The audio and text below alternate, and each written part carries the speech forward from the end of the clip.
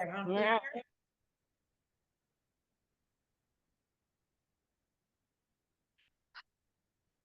There she comes.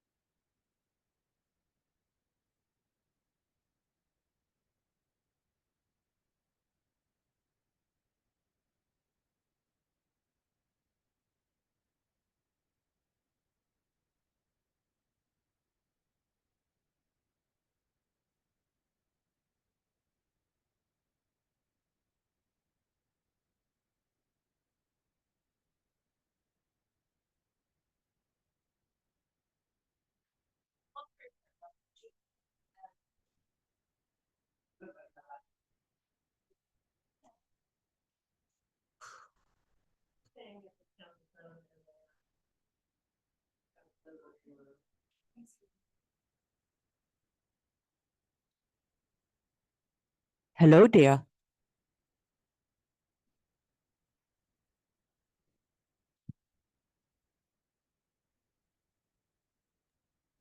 Linda, can you hear me?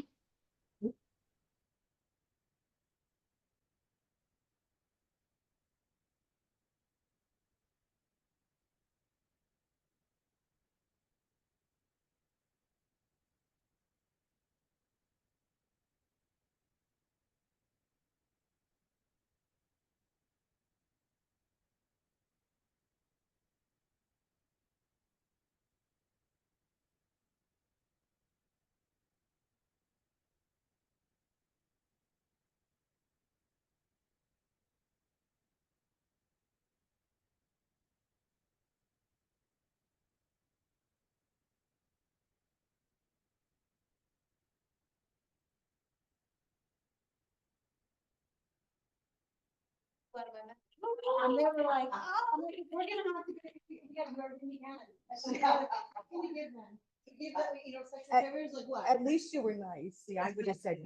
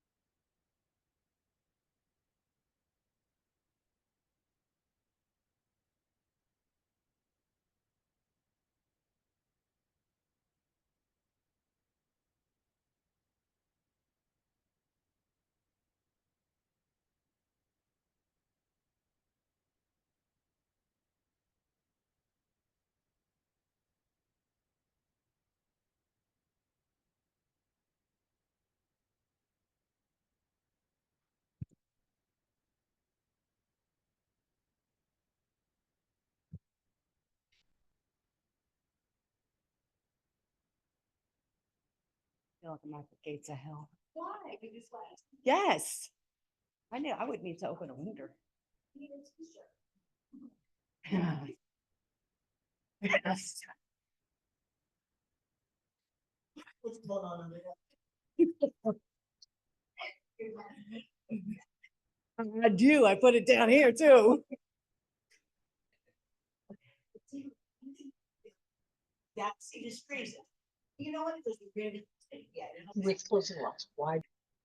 Now. Linda, I can hear you. Can you hear me now? Yes, I can. Can you hear me? Okay, perfect. Yes.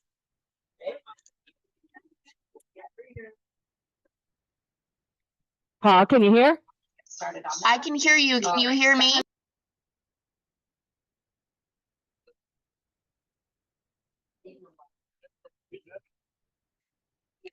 I don't touch the heat anymore. I already got you.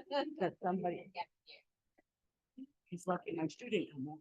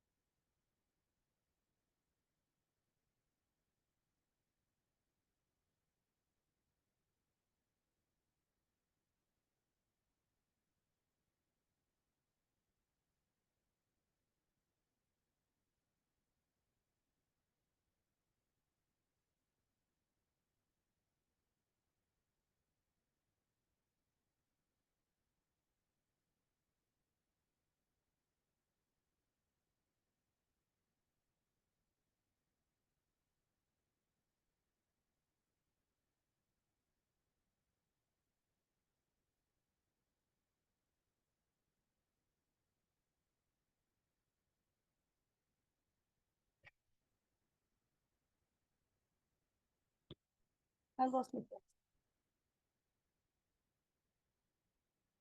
Thank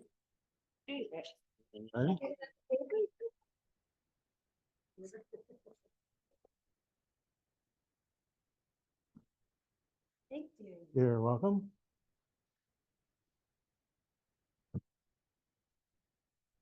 You're welcome.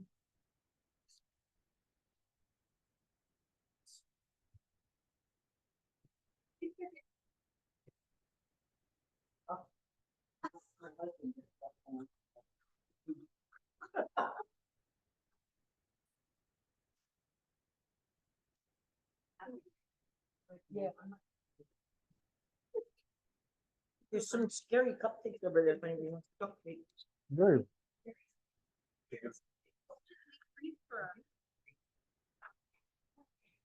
That's why we keep inviting you back.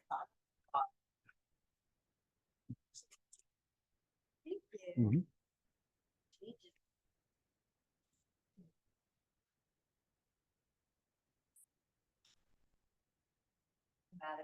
All right, thank you. Thank you, thank you, thank you.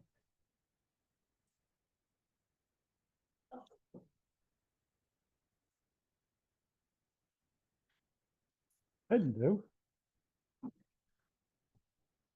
Well, we're really scattering across. Dave was gonna be worn out running back and forth the microphone. What's that? Yeah.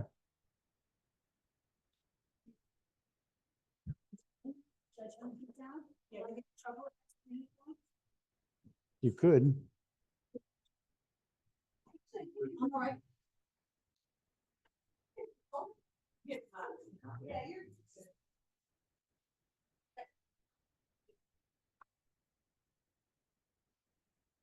Normally I have to wear my winter parka.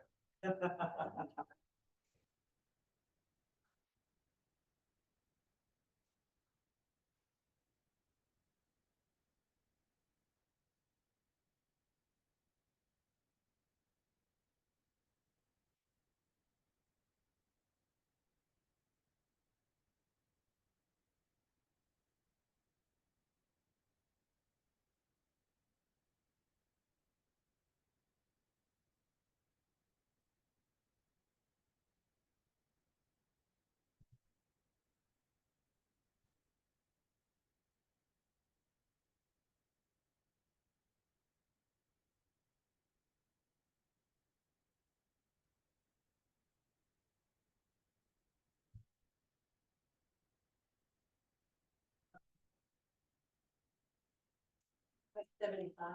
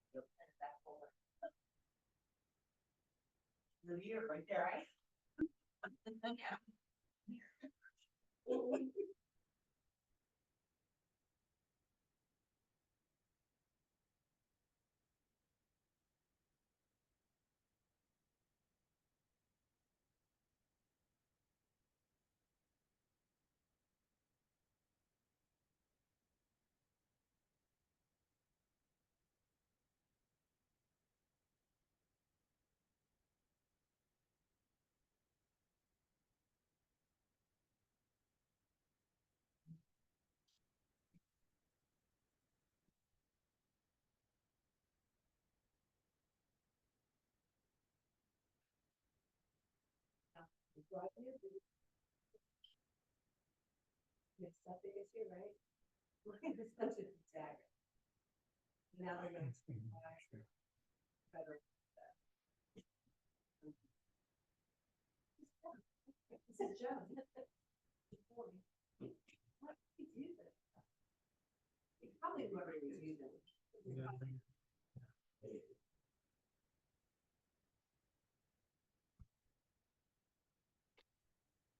And everything.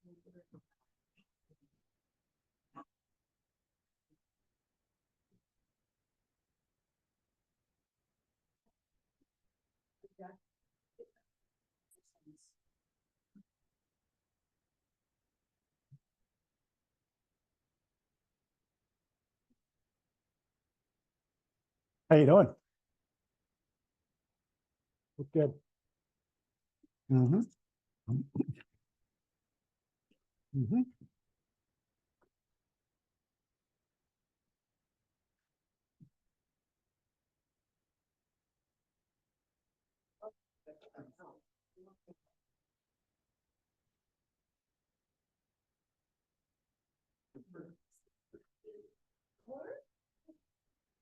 I have this, yes. Did you get through your listing presentation? For, the contract? Yeah. Oh, yeah, I was studying it. I have so many errors, or not a, I had to like rewrite it in a good Yeah. copy, that way it's easier. I have so many. Need anything, let me know. Thank you.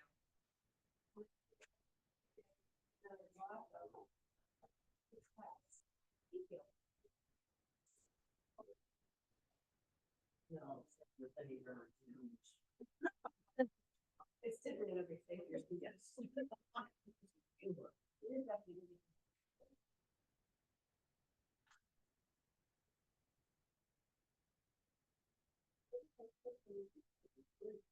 Those of you that are on TV land, if you'll pull up your change in terms addendum to the agreement of sale and the reply to inspections. Those are the ones we're gonna go over today.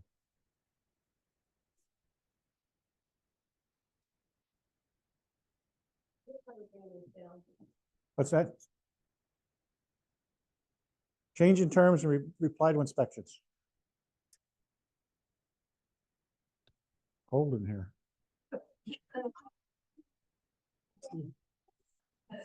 That was 75, not 875. No, no, I'm fine. I'm gonna get dancing here in a minute.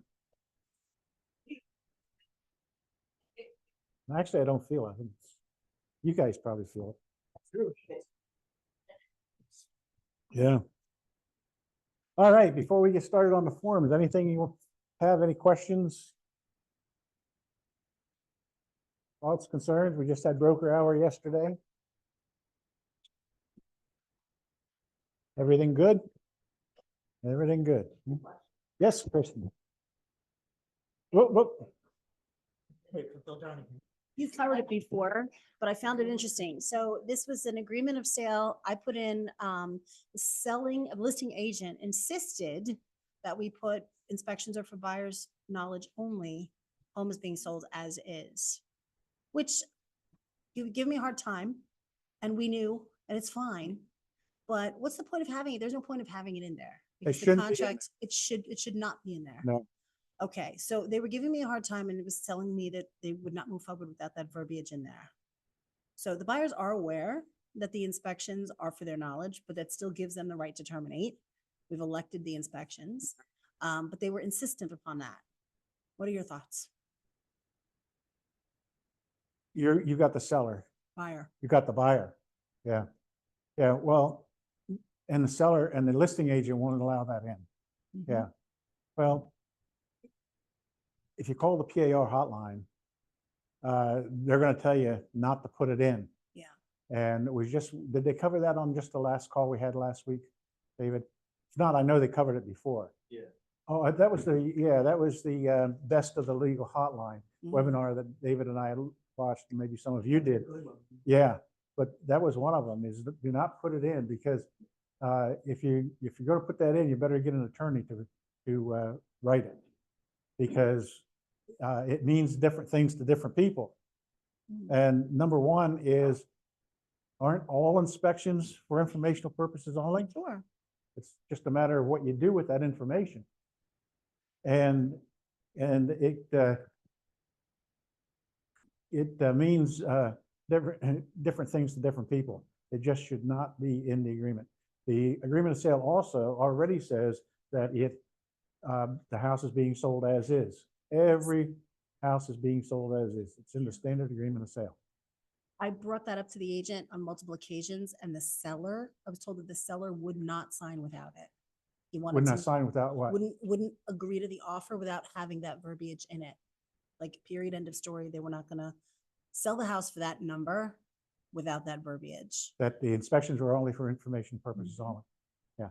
The, And that came straight from their broker, supposedly. Yeah. It was frustrating, you know, and we wanted obviously to make it happen. So at this point, yeah, and I certainly would not suggest to any of you to kill a deal over some verbiage like Right, that. I right. mean, that's not what we're here for, but it's problematic.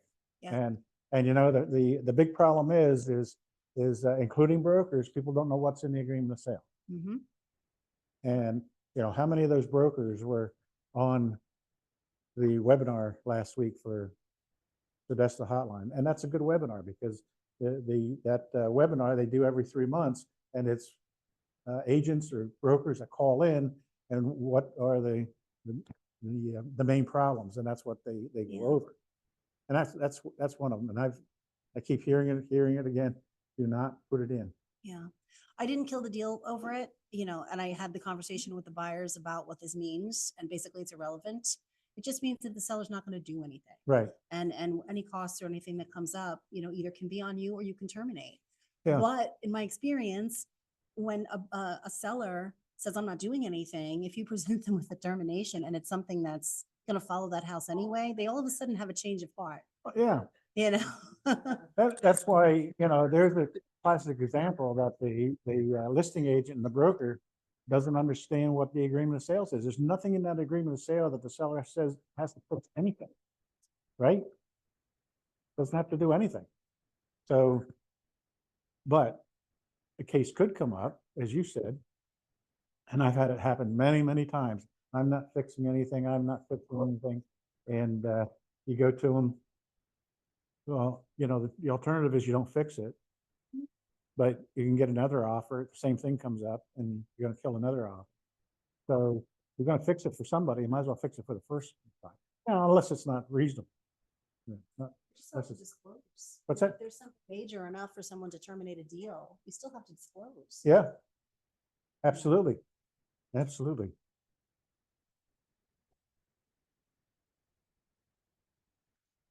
Which does lead me to something I want to go over with when you're working with buyers, kind of have a conversation with them is what's the real purpose of the inspections? What's the real purpose of the inspections? And the real purpose of the inspections should be to find out things that you cannot see visibly when you're walking through the property, or something that could be hidden that you wouldn't be able to see, which gets me to material defects. What's a material defect? Anyone have a structural?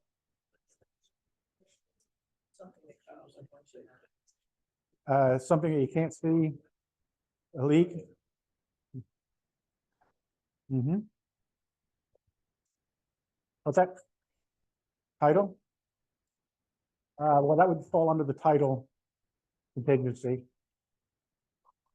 But something I suggest you should just suggest to your sellers and your buyers, but especially to your buyers when you're going over and presenting them with the seller's disclosure statement, because the very first paragraph says, the seller in a residential real estate transfer must disclose all known material defects in bold about the property being sold and not readily observable.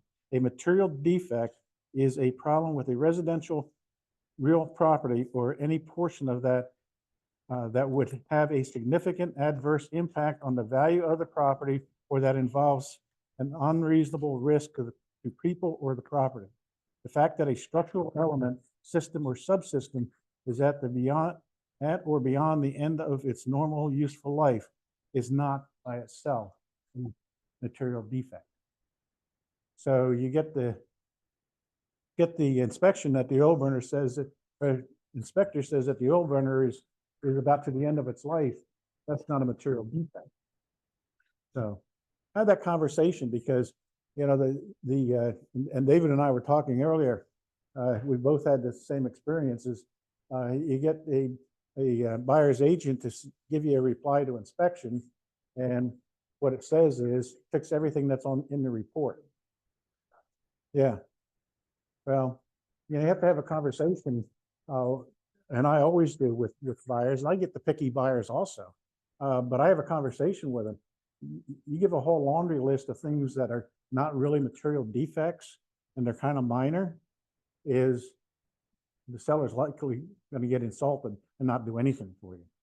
Let's pick out 4 or 5 major items, if there's that many, 4 or 5 major items, and let's ask for those. And, you know, and that conversation goes well, and I stay away from getting the whole laundry list of items, because it's just like the offer of the purchase price. The further in your offer, the further you are away from the list price, the more difficult it is to put the transaction together, right? More difficult. Same thing with inspection. Get a whole laundry list. It's likely that you're going to have the seller, and I have had that experience as well, if the seller just, I'm not doing anything, these people are too picky.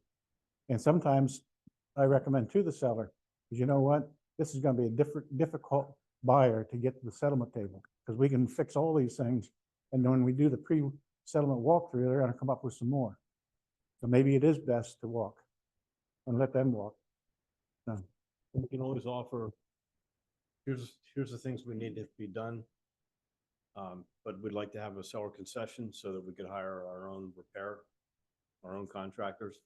And the same thing on the seller side, you could just say, we're not going to do all these things, but we'll give you couple $1,000 to do these things. And then it goes into the buyer's court. You know, depending on the situation, whenever I can, I recommend to my buyer to get a credit or price reduction rather than getting a repair. Because the problem is with repairs, and I tell buyers that because it's the truth. The seller is going to take the cheapest way out. Going to take the cheapest way out. So maybe it'd be better to take a credit or a price reduction and get somebody yourself, so you know it's done the way that you want it done, and you know the quality of work. Because I've seen situations where the buyer makes the repair, the seller makes the repair, buyer goes out and looks at it, they're not happy with their workmanship. Now we're back to square one with negotiating the same problem again. So but there's times when you will get into it. I've always found it to be real helpful with my sellers with my buyers to say, when you get this report, it's going to be overwhelming. It's going to be 100 pages. It's going to point out every darn thing, and I will help you figure out what's important, but don't be overwhelmed by it. You've got to get there in the right mindset. And some of these inspections anymore, 96 pages for home inspection, 96 pages. Yeah. Lot of fluff and boilerplate stuff in it, but it's a 96. I guess that's how, you know, Make it 96 pages, it kind of justifies the price, right?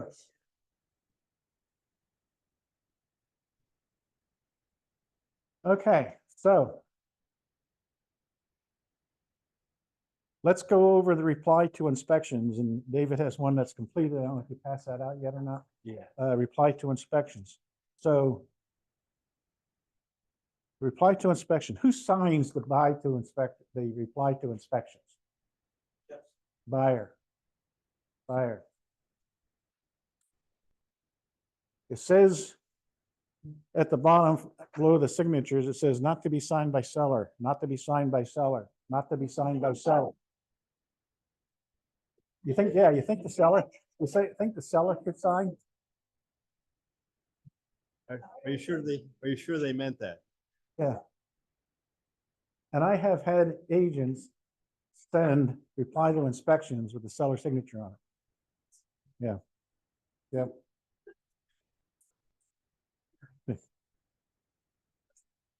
Yeah.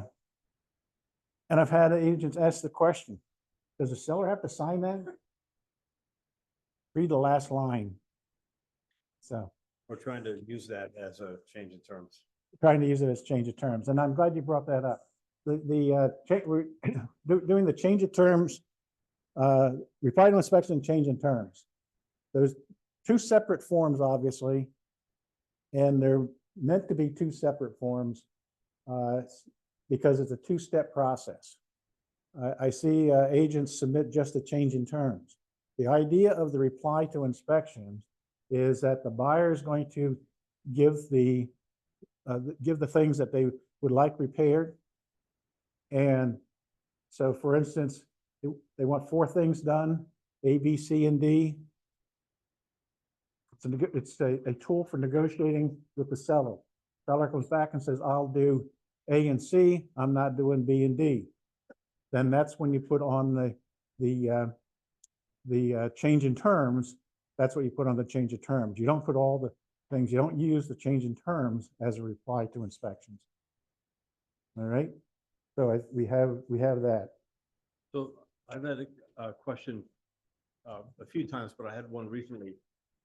An agent asked me, like, well, who's supposed to fill out the change in terms? Doesn't the buyer agent have to do that? Isn't that, who fills that out? And my feeling is on the change in terms, whether I have the seller or I have the buyer, I want to fill it out. Because I want my client to be represented in the best way. So if somebody sends me our reply to inspection and we negotiate a couple things over the phone, I'm going to write it up because I don't want to get one in an email that doesn't say what we agreed on. And that happens. And that definitely could happen. Then what do? You send it back and you say, no, you rewrite this. So in that period of time, you could have written it nice and neatly and very concisely on what your client wants. And sometimes, I'll get the buyer reply to inspection for my seller and I'll talk to them about what they want to do. And I'll say, are you sure about this? And they'll say, absolutely, this is what I want to do. And I'll just write the change in terms and say, this is what my seller says to do. And then it almost always just comes back signed and we're up and running. But that's my thought. You fill it out to the best interest of your client. Okay, so on the reply to inspections. The first bold 2 sentences says exactly what we just talked about. To be used for negotiations. In the reply, it has checkboxes there for the different inspections that you're replying to. So you don't have to, you could have a situation where you would have 2, 3, or 4 of the change in terms, because the purpose of checking the box for whatever inspection you're replying to doesn't mean that you have to reply to all of your inspections at one time. So I prefer that, to be very honest with you, because it's cleaner. You know exactly what you're negotiating with. You get one reply to inspections back for the home inspection, and then you get another one back for the radon. Well, you know, if you're representing the seller, it's better to get all the negotiations up front. It has, the well has to be shocked, the radon's high, we got problems with the structural inspection, home inspection. I always like to have them majority of the time, unless there's a situation, water is actually one of them right now. I don't know why, but it's taken, I don't know if you're finding it's taking a long time to get water tests back. So that might be the exception. But whatever inspection that you're replying to, check them off. But again, you can use several. I try to keep it all in one. Then paragraph 1 is accept. Buyer accepts the property in the condition reflected in the above reports. That's not mandatory, but it's a good thing to have. So now we got that out of the way. The buyer's accepting it, and you know, there's no questions about it. And then it gets into the written corrective proposal.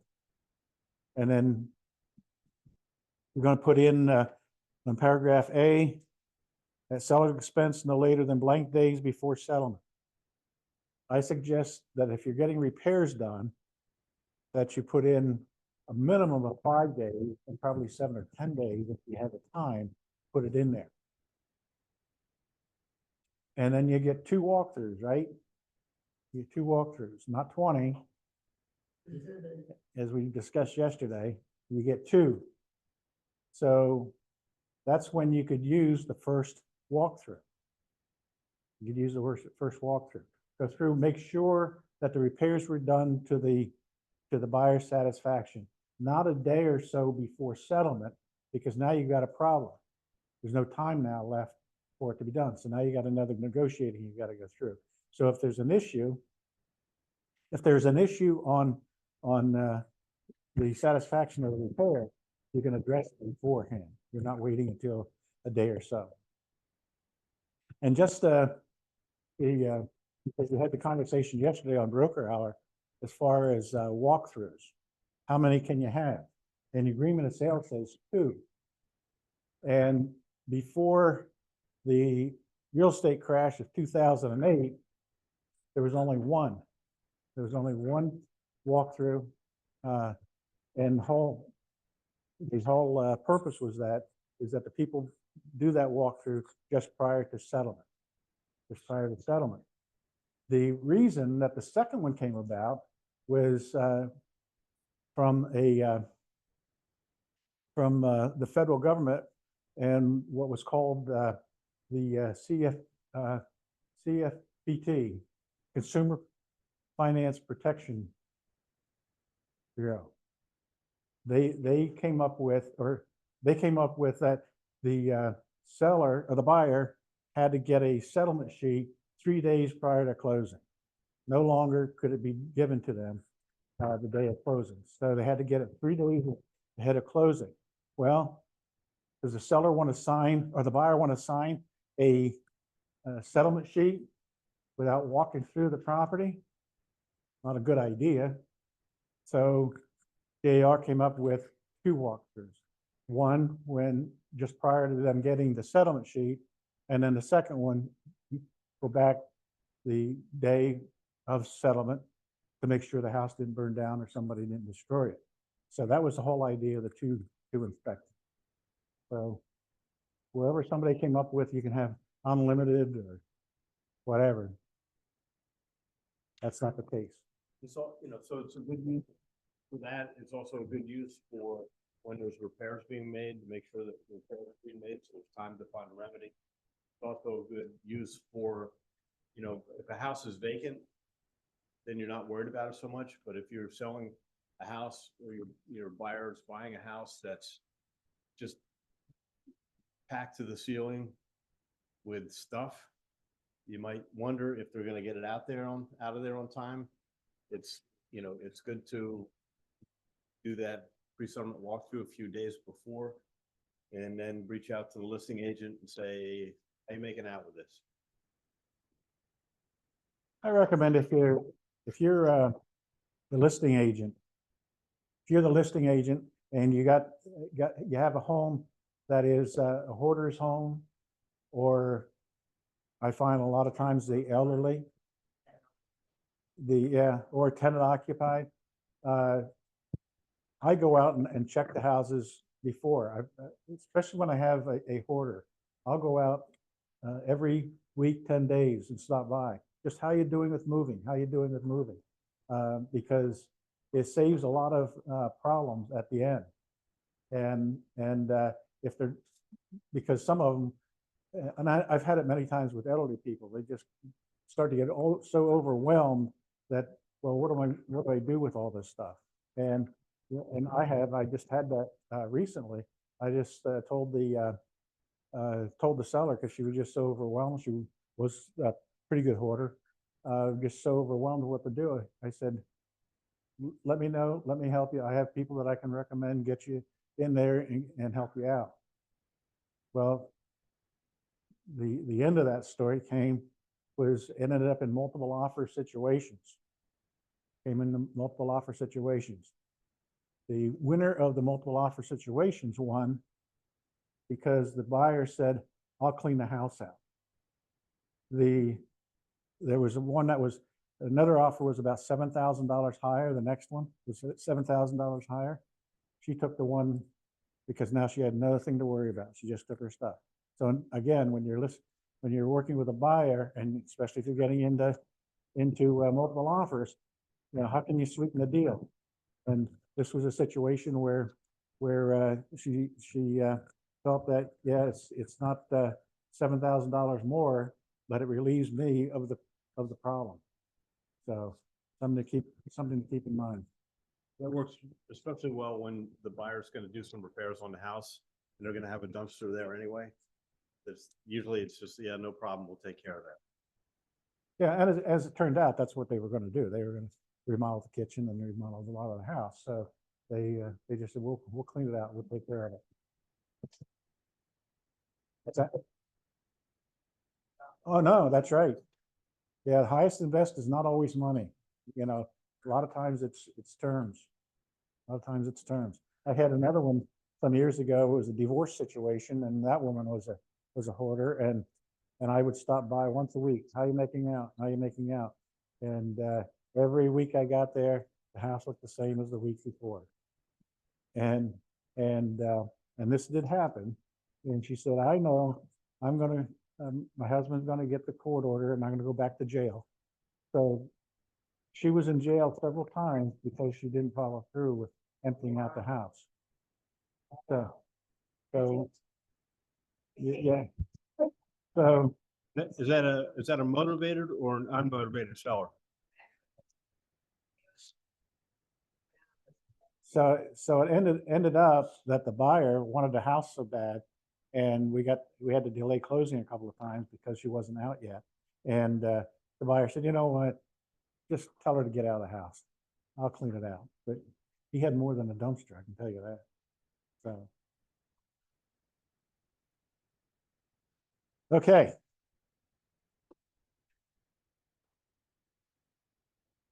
So we can, David, you want to go over how you list the repairs? Sure. So we see a variety of buyer reply to inspection, right? When you have a list of all kind of things from, like what Bob said, I had one that said all the things in the inspection report. And, that of course had to get sent back for a little extra detail. But so many of our problems come from communication or lack of communication. So what we're trying to do with the buyer reply to inspection is you have a line of maybe 4 people, let's just say, to keep it simple, right? You have a buyer, you have the buyer's agent, you have the listing agent, then you have the seller. And, from that game of whisper down the lane or telephone or whatever, how the words change all the way down through. You want to try to keep it as simple and concise as you can, because you want to get the buyer's wishes, because this is a wish list. You want to get the buyer's wishes communicated clearly to the seller. So I like to try to keep it as concise as possible. And I also like to reference like the page number on the report so that they can just easily find it. You know, there's crack in the foundation of something, you know, page 13. Oh, yes, I can see that. You know, there's dead raccoon in the attic, page 15. I can see that, right? These are things we have to take care of. So you can see on the one that I filled out as a sample, you know, just treat well, provide passing water tests, or add treatment system as needed. You know, reference water test page 1, pump septic tank, and provide receipt of septic system in working order. Home inspection report, page 13, and so on. Just try to keep it like bulletproof, so it can't be misread. That's the goal. Is this perfect? You know, maybe not. But the goal is to try to make it as clear and easy to communicate. You know, when you get a buyer reply to inspection, it says all the stuff on the inspection report. What do you think you're dealing with? Yeah, pain in the ass, or the agent's too lazy to write stuff in. So, you know, we know that just like buyers and sellers, agents have different levels of motivation. So what I want to do is I want to serve my client in the best possible way I can, which might mean that I'm trying to make the other agent's job as easy as possible so that they can just hand this over and say, read this, this is what they want. And so that's a long-winded explanation of why I try to do it this way.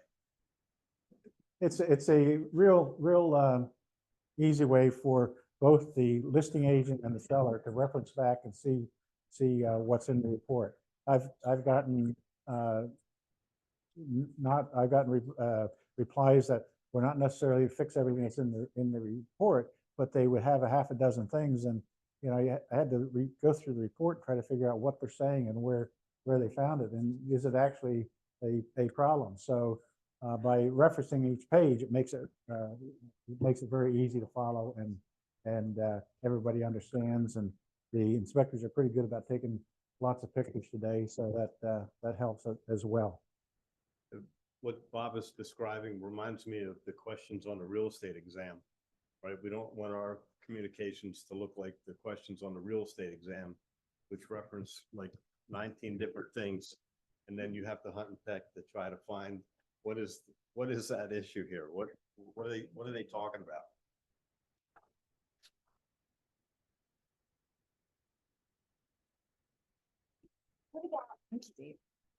Just inspectors in general. Mary and I have an experience with an inspector in our area who's very problematic. Trinity.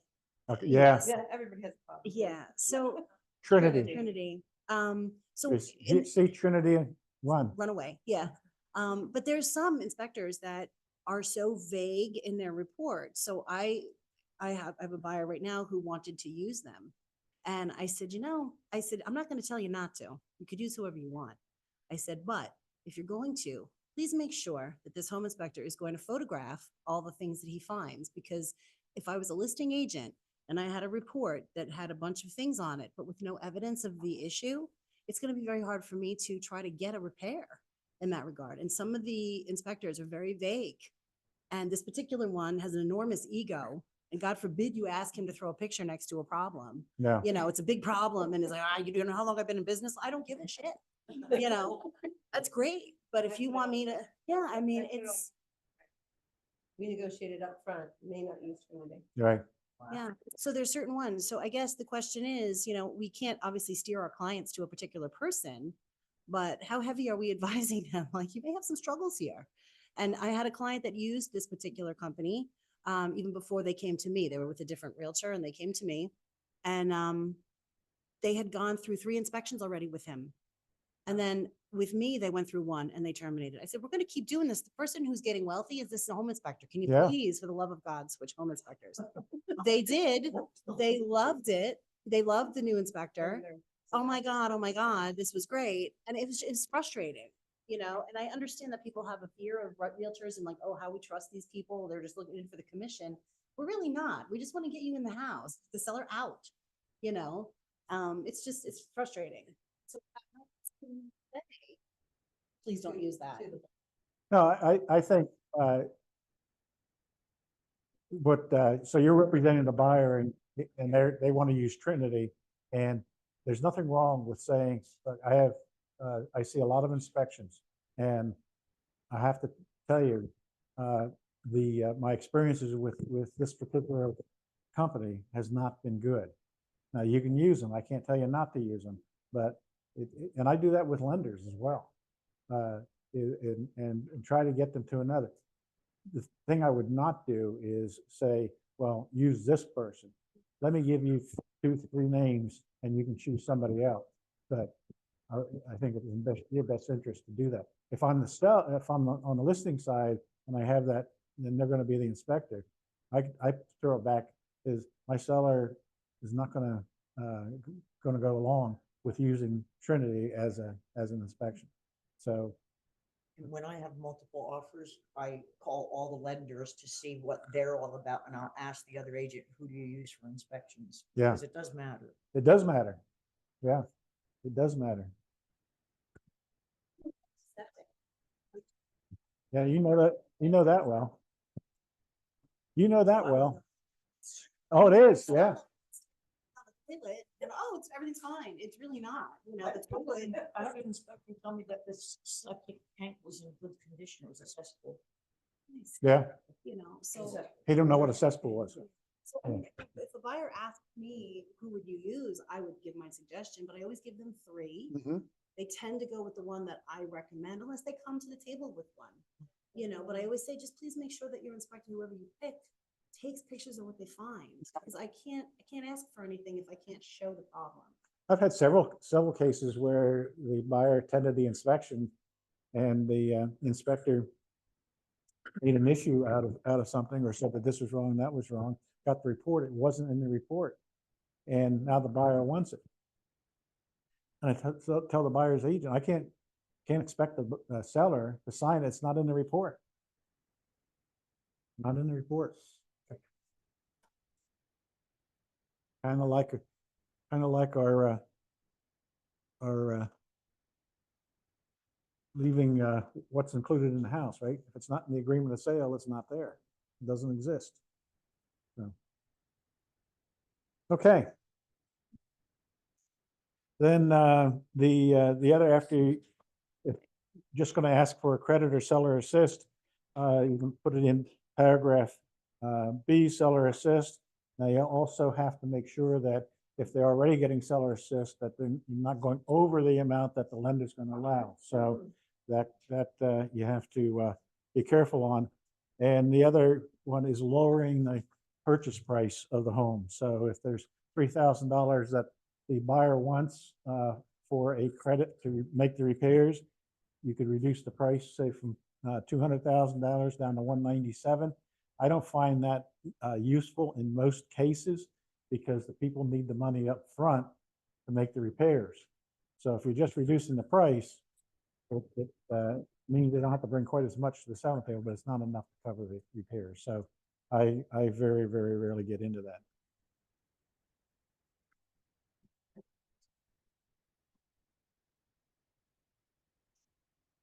Right. No. Yeah. Yep. Credit's the best. There's something? Kristen does. Combination of both though, like if you have a credit and a repair, I find the banks really prefer to have the credit on one or seller's assist on one change in terms and the repair on another. Because if you combine them, I'm finding that the banks are going to want proof of these things. You know, and with them. Right. So if they don't know, you know, and they have the seller's assist, perfect. Right. You know, Doesn't matter what it's for. it doesn't matter. Yeah. Yeah. And I wouldn't get too deep with the lender about the seller assist, what it's for. If you tell them it's for repairs, and then you're going to get an underwriter that's going to say, well, let me see the report. It's for the closing costs. Yeah, Thank you absolutely. very much. Yeah. Yep. Yep. Questions? Let's go on to the Pardon me? The credits, The credit? so if it's like, Yeah, typically we'll do it, we can do it under seller assist. But you can, depending on the transaction and the financing, you could ask for just a credit without, yeah. It comes out the same way. It's coming off the seller side, put over under the buyer side. And another way to handle it, if you're maxed out on seller assist, or if it's, a big ticket thing. If you have an invoice, you have an estimate, the title company can make a check directly to the contractor and hand it to the buyer at closing. And then they can get the repairs done after closing. Yeah, that happens. I'm glad you brought that up, David, because that does happen quite a bit. How do you take care of the problem? And as David said, you can get a contractor to give you an invoice, a proposal for the work to be done. And then at the settlement table, the title company will cut a check to that contractor, and then the contractor gets his check. The other good thing about that is, that the seller or the buyer is actually making the repair. And a funny story that I had with that, not to drag it on or whatever, but we got a check cut to the contractor for closing. And one check was for a roofer and another check was for some remediation work for water intrusion. And the company that was going to take care of the water intrusion, everybody was very busy. He couldn't get out there for 30 days. And this guy had bought this house as a primary home. And so I got the call like about a week after closing from the seller saying, can you cut a check to the roofer? Because he can do the other stuff. The other guy, and I said, why? The other guy, that's a good contractor. And he said, well, I want to start renting it before then.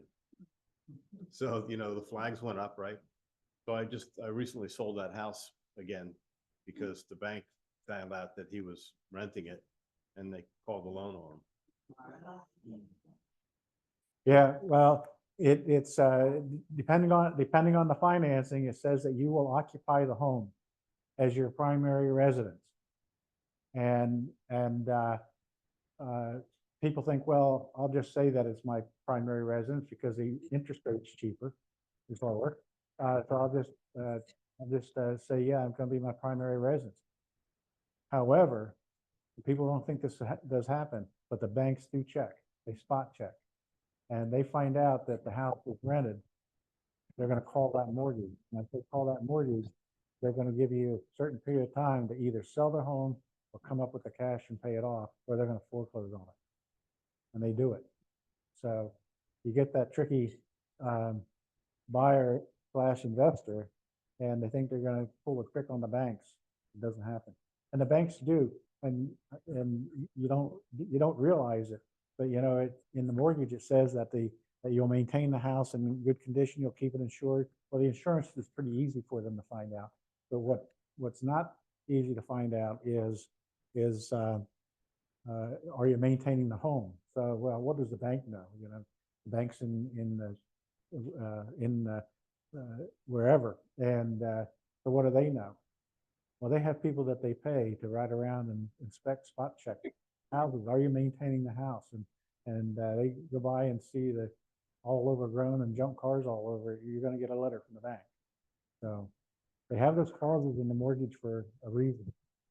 They will call. So don't think that if you have somebody that wants to play games, give them that advice. Better be careful because you're going to end up as this guy did, and he ended up selling it for somewhat less than what he got into it, right? Yeah, I think he, came out ahead, but not by a whole lot. I mean, the good news is he really did a phenomenal job on fixing that house up. I mean, he made it like a wonderful place for Airbnb. Completely did the basement, did a lot of painting and stuff in the interior, put a brand new hot tub outside, put like a pergola up. He did a beautiful job that was, more attractive to buyers by the time he had to sell Yeah. Yeah. Yeah, now somebody else probably bought it as an Airbnb and they're making the money on it. And if you think like when he bought it, right, it was, pandemic time, so the interest rates were really, really low. Well, if he would have bought it as an investor, it would have, yeah. But then by the time the bank, opened, the interest rates were up here, so to buy it as an investor, it blew him out of water.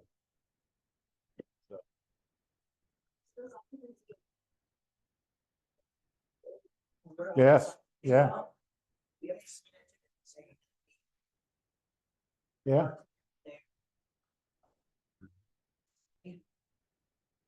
Mhm. Yep.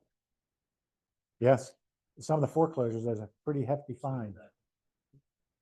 What's that? Mm-mm. No. So, I'll keep telling this story. We sold that house. Somebody came up from Florida. They were in the process of selling their house in Florida. Came up for a closing.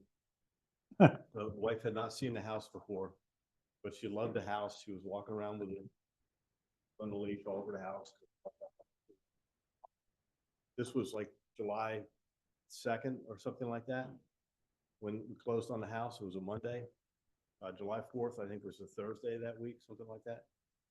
They went to one event, one 4th of July event in the community.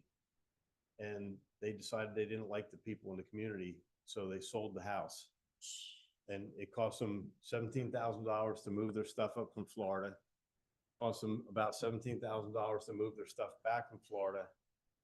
They did the $15,000 price reduction, and I'm not sure what it closed on, but I know the offer, the agent told me the offer that they accepted was well below the asking price. So they took, who knows, $50,000 or so beating.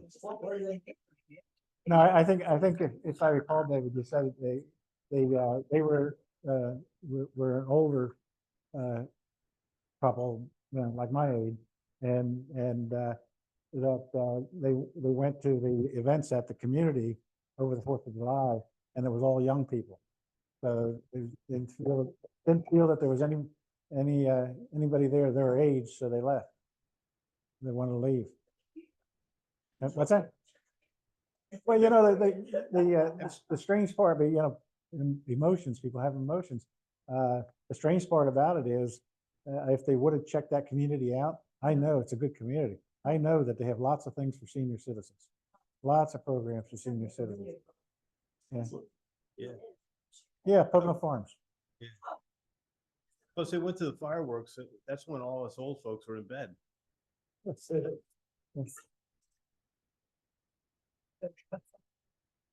Yeah, I had another one, the builder that I worked with, built a home, and people moved up from Florida.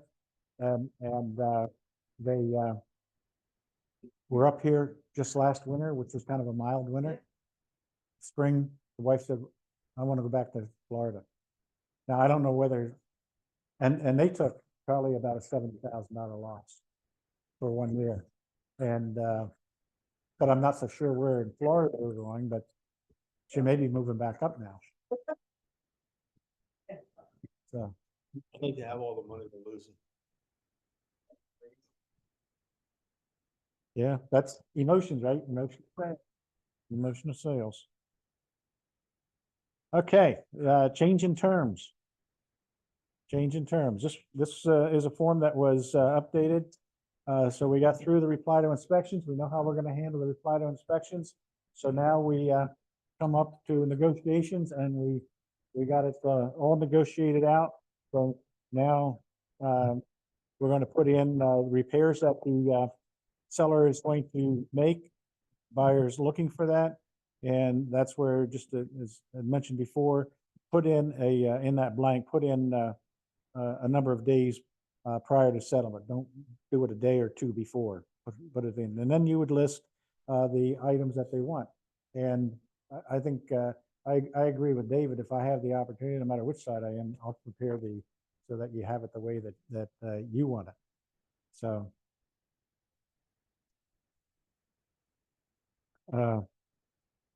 And I just had one where the reply to inspections did come back with patio needed needed some structural work on it. And the buyer was willing to, the seller was willing to do it. But then as it ended, the buyer decided, well, you know what? Well, the seller came back because they were having trouble getting it done in time for the closing, and came back with a counter proposal then to just offer the buyer a credit for it, and that's how it worked out. And I'm actually glad that it did. I was on the listing side because that was one of those repairs where I could see that, you know, a buyer would say, well, that isn't to my satisfaction because it was masonry work and patching a patio and so forth. So it worked out. So yes. If you have a municipality that has a certificate of occupancy for resale, do you want to see that with the offer initially, that whatever the terms are, meaning the seller will get the certificate of occupancy, get it clean for the buyer? You want to see it in a reply to inspection? Just curious your thoughts on that. I think as far as it actually could probably go into the reply to inspections. Okay. Because it isn't the repairs in a certificate of occupancy is negotiable just as it is as the repairs are. So and this house was and this one was in Mount Pocono. I'm finding more and more looking for COs, and they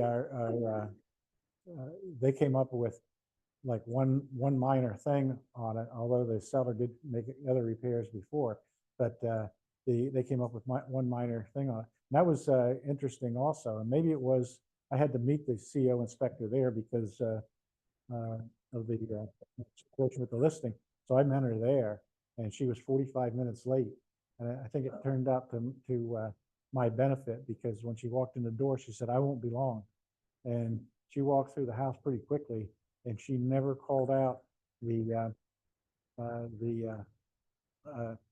receptacles for what am I trying to think of? The The GPI. GCIs. Yeah. And she never called that out. It was amazing.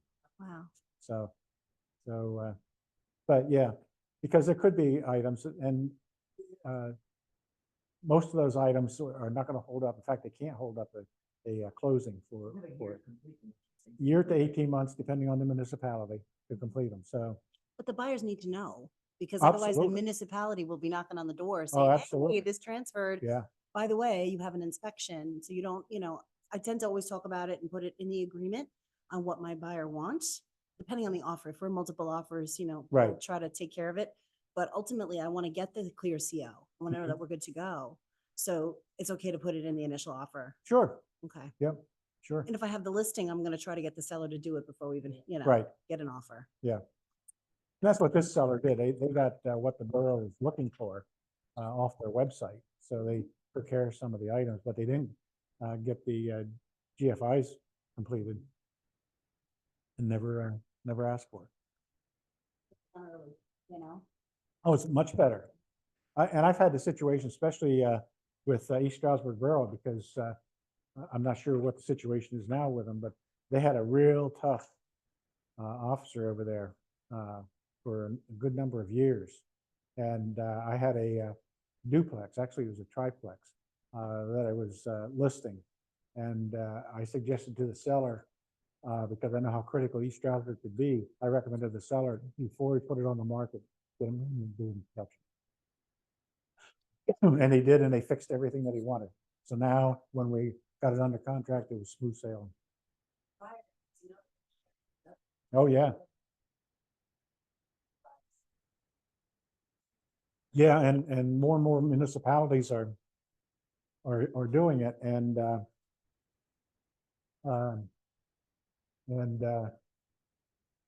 you need to know the municipality. Another point that I know Kristen does is call the municipality and find out, do they, find out whether they do have a CO, what they expect, because you don't want the, yep.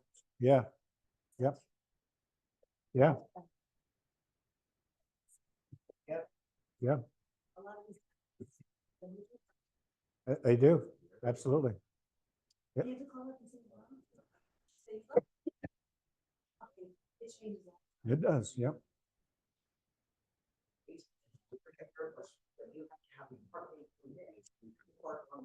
Right.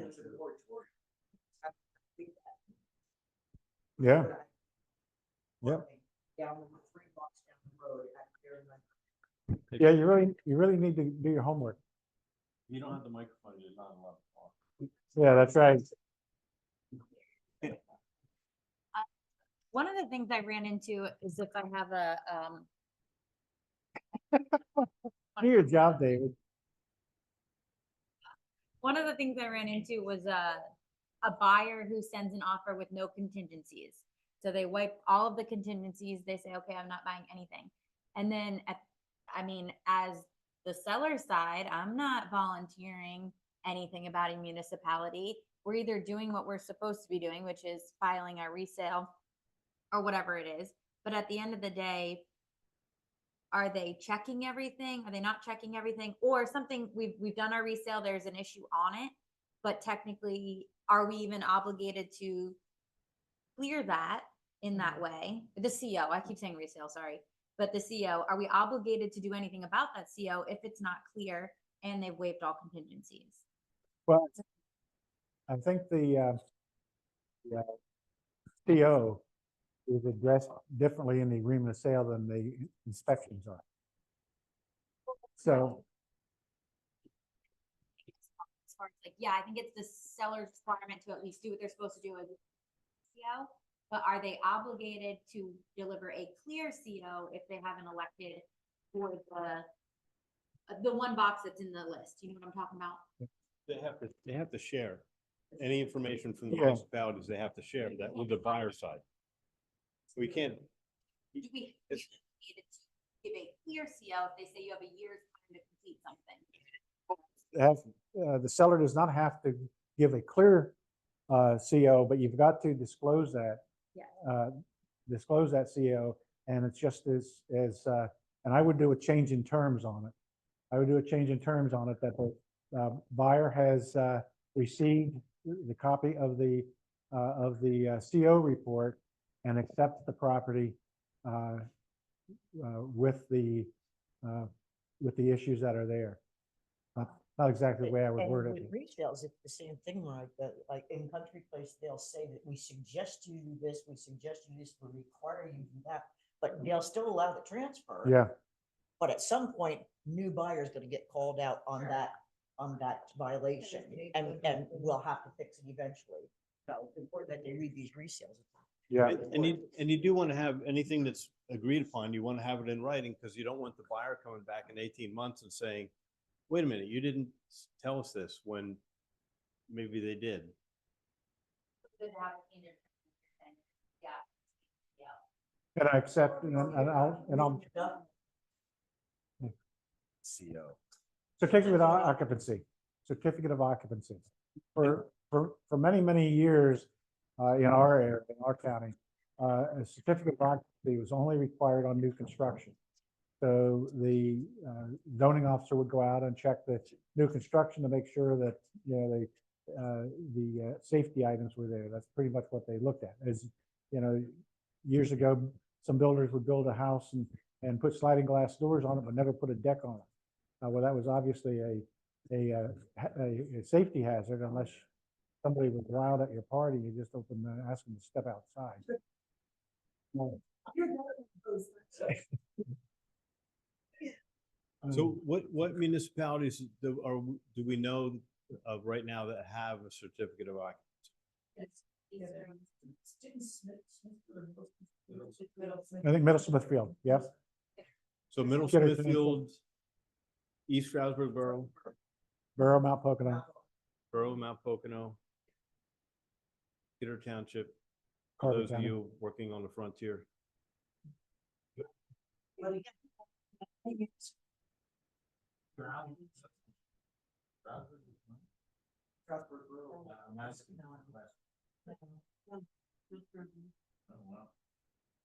Yeah, I'm not sure why Stroudsburg Borough hasn't picked up on that. Budget, Oh, you're on council, right?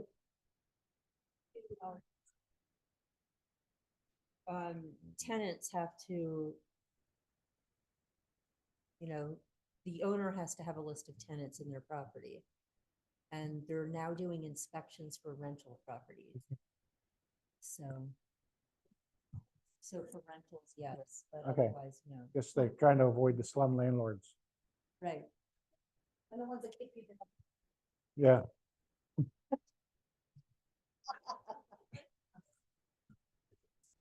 That's it. So that's what the CO, used to be only new construction now, and some areas, they were very, and still are very strict. City of Easton, was so strict that, they would not allow you to have settlement until you cleared up all those items on the CO. And their items were as much as just a dirty carpet.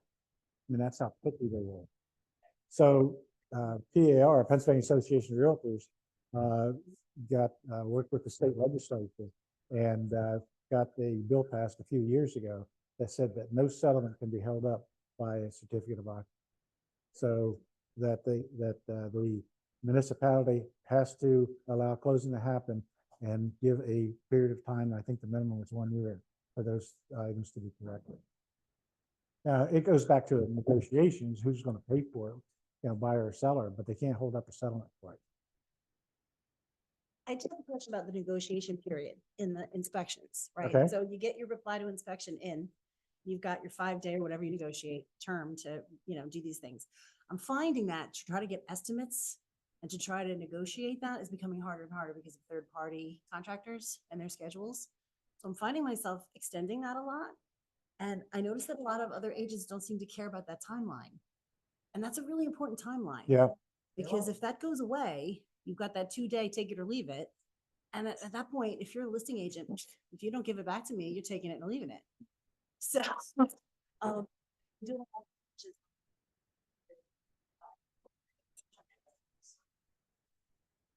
Yeah, what, Kristen, and it is a problem.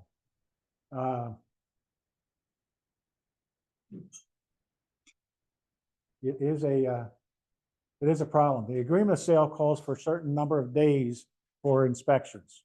And I think it's defaulted to 10 days. If you don't fill anything in, it's defaulted to 10 days. So you have 10 days to get the inspections done, but not only just get the inspections done, you have to have this reply to inspections in within that 10 days. So that's why you need to watch those days carefully because you have to watch those days carefully because if you're just limiting it to, I certainly would not reduce it from 10 for sure.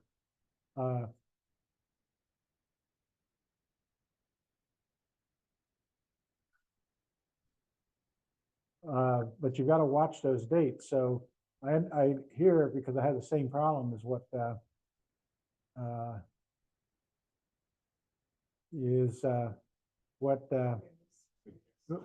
I fly by it? Yeah. Okay. So it says if the results of the inspections elected in 12C are satisfactory to the buyer will be done all reports in their entirety to the seller, except the property with the information stated in the report and agree to release in paragraph 28. B1 says that they're accepting the property, but also keep in mind, it also says that they have to give the inspection report to the seller. So some think that, well, they're accepting the property, so I don't have to give the reports. They do have to give the report. And if the results of the inspections elected are unsatisfactory, this isn't actually what I'm looking for. If it's unsatisfactory, then they have to, they can terminate. Yep. Actually, what I'm looking for. So while he's looking for that, a trivia question, to win a cupcake, under what circumstances does the buyer not share the inspection report? Under what circumstance does the buyer not share the inspection?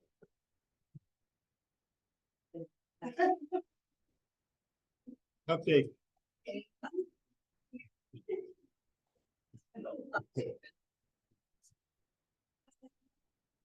If they don't do an inspection. Go ahead. Thank you very much. As a listing agent, I received the, reply to inspection, and like Kristen said, I'm getting prices, or the seller's getting prices to see what it costs. And the buyer agent wants an answer the next day or the day after. They call me every day and say, you know, I need to have this now. We have 5 days, right? Or can they terminate? Can they terminate because they need the answer now? That's the question. So what? Times that You time. can't terminate. Can they terminate? Because They're SOL.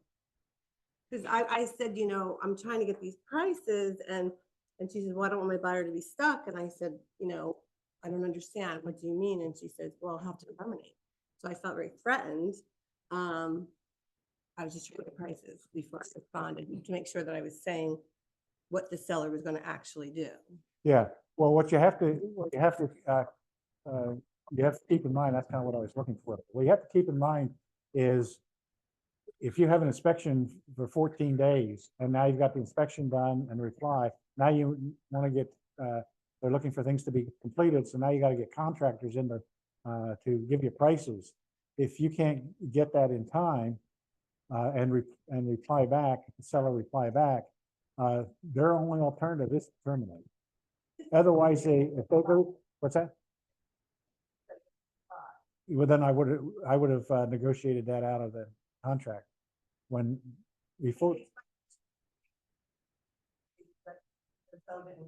No, No, once a buyer submits a buyer reply to inspection, nobody terminates, seller or buyer, nobody terminates during the negotiation period. correct. You have to go through the whole process, even if you know. You can try their inspection period, 10 days or 14 days, whatever they agree to. Basically the buyer reply to inspection triggers or activates the negotiation period. Although you're still you still have that time, right? I mean, if you have 15 days on the inspection period and you, at 10 days, you hand in the buyer reply to inspection, you still have 5 days, right? The days don't change. The amount of time doesn't change according to when you hand that buyer reply to inspection. But the buyer reply to inspection does trigger negotiations. And then during the negotiation period, nobody gets to terminate, right? Because as we know, like you could say on Monday, you could say, we want these things, and the seller says, no way in the world am I going to do those things. I'm just not going to do it, period. You can just terminate right now. We're out of here. And then Friday rolls around and they slept on it for 4 nights. And they think, well, maybe I should just fix the kitchen sink and move on with this $400,000 house. So, you know, that's why you can't terminate. It gives everybody an opportunity to come to a resolution. Yeah, so here's, 5 days. It's 5 days stated in the contract. Yeah, but if you need to, you know, you could extend that. so, yeah, Mhm. Yes, you could change it. Mhm. What sets the term? Does the 14 days, or only 14 days, or the 5 days if you get? okay, let's walk through it here, okay? Let's walk through it. Now, paragraph 3 is now the seller is presenting a corrective proposal. So it says that following the end of the contingency period, buyer and seller will have blank days, 5 if not specified. So at the end of contingency period, so that if your inspection contingency is 10 days, you've got 10 days to get the inspections done and get the reply to inspections back. Okay, and then at the end of that contingency period, you've got 5 days. We'll leave it at 5 days. Now, let's say you have 10 days in your inspection contingency. You get the inspection and reply back in 5, you get it back in 5. And so now how many days do you have you have 10 days, 5 days, you got the inspections back? Reply. How many days do you have to negotiate? 10 or 5, I don't know. That's the question I asked. You got 10. Because it's the end of the contingency period. Because you got a contingency in a period of 10 days, you got the reply back in 5 days. The end of the contingency period is the 10 days. Now we add the 5 days or whatever period that is on there. Okay? So we're that far. For a negotiating period, during the negotiating period, seller will acknowledge in writing seller's agreement to satisfy all the terms of the proposal, or buyer and seller will negotiate another mutual agreement providing for any repairs. The seller agrees to satisfy all the terms, buyer's proposal, buyer will enter into, if no mutually acceptable written agreement is reached, or seller fails to respond in the negotiating period within the blank days, on the period, the buyer either accepts the property or they terminate. That's where I'm going back, where they can terminate. So the situation is, if you have the contingency period of 10, they've got to wait it. They don't have a choice. Tell them to read the agreement of sale. Yeah. Yeah.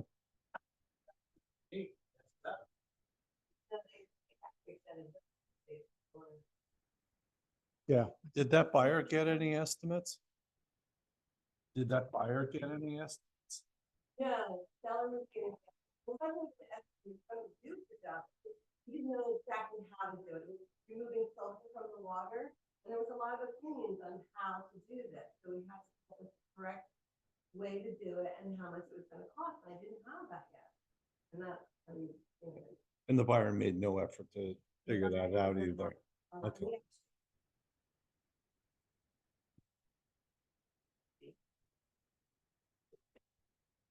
yeah. Yeah, they actually, they didn't have the wherewithal to demand 2 days. Read the agreement of sale, and it tells you. But the point that I was going to make is, you get into the situation where you have a reply to inspection, buyer's looking for work to be done, and now you need to get your seller to get estimates on it. What you want to do is make sure that you get an extension do a change in terms and get an extension on that inspection date to keep you within the dates. Because if in Mary's case, though, if you did run out of those days, then the buyer only has 2 choices: is either accept the property or terminate. I would instead extend the inspection period. Days and you still get the phone. What's that? That extra 2 days after. Can you count them also before terminating as a buyer? Those are the 2 days are when you could terminate. Right, During those 2 days, or by the end of those 2 days? by the end. Yeah. By the end, so, Yep. Yeah. so they do count, so Anytime essentially you during had those 2 7 days. days to respond. Yeah. So- So Robert would like to go back to 15, Okay, when it's opportune. are we clear on the, I would tell you that that paragraph gets a lot of agents in trouble. Because, yeah, I get calls from agents that they said that they are trying to negotiate, and they have been negotiating the repairs on the inspection report. And we haven't come to terms yet. My first question, if you've been one of those agents, you know, my first question to you is, where are you at in the contingency period? Oh, we're past the contingency period. You're out of luck. You are out of luck. You're out of luck. If you, what's that? Yeah. But as far as the inspections are concerned, you're out of luck. And that's what I have told several agents, is you're out of luck. Buyer is buying that property. And the agreement is clear. Just the fact that you're negotiating does not mean that the contingency period is automatically extended. So you've got to watch those dates. That's why I emphasize, give yourself enough time. But if you do have the situation, and we all get into it, for contractors, you can't get them out right away. Sometimes it's very difficult to get a contractor. You make sure that you extend your inspection contingency so that you have time to do that. What's that? Extend the inspection contingency, because then that gives you another, then you still have the 5 days negotiating period. So it's, what's that?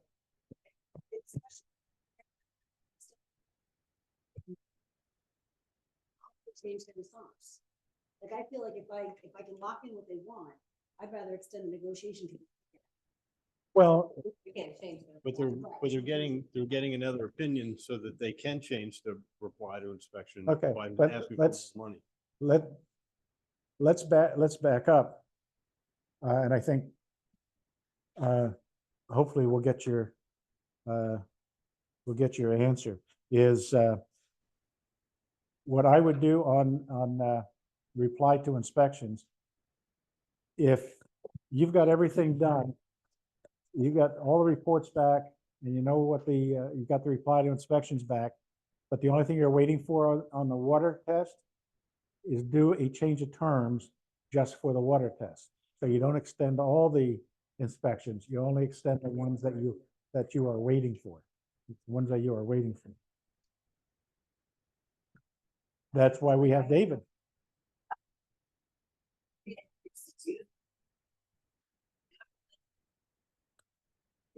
Yeah.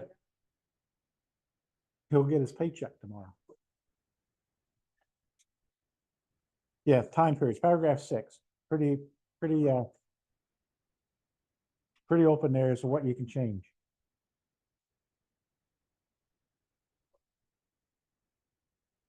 We're saving trees, we're printing on both sides.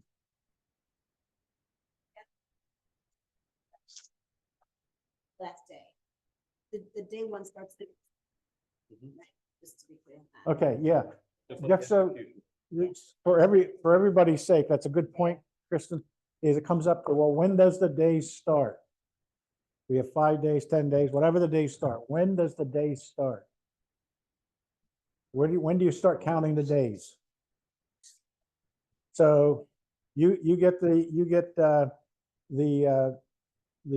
inspection contingency. You have 10 days in your inspection contingency. You got all signed by buyer seller. Now you're representing the buyer. You've got 10 days to get the inspection done. When is day one? The next day. We count the next day. So if you get the signed contract back 9 a.m. in the morning or 11 p.m. at night, day one is still the following day. And it's all calendar days. There's no business days. It's all calendar days. Yeah. So that's the, when you're doing your days for inspection and everything, look at a calendar to make sure that you don't have a holiday or something in there, because you could end up, for instance, Thanksgiving's coming up. That's a big one, because now it's a 4-day holiday. It's not just a day. And so And hunting season starts. and after hunting season Thanksgiving. starts after that. So you probably better put 20 days in.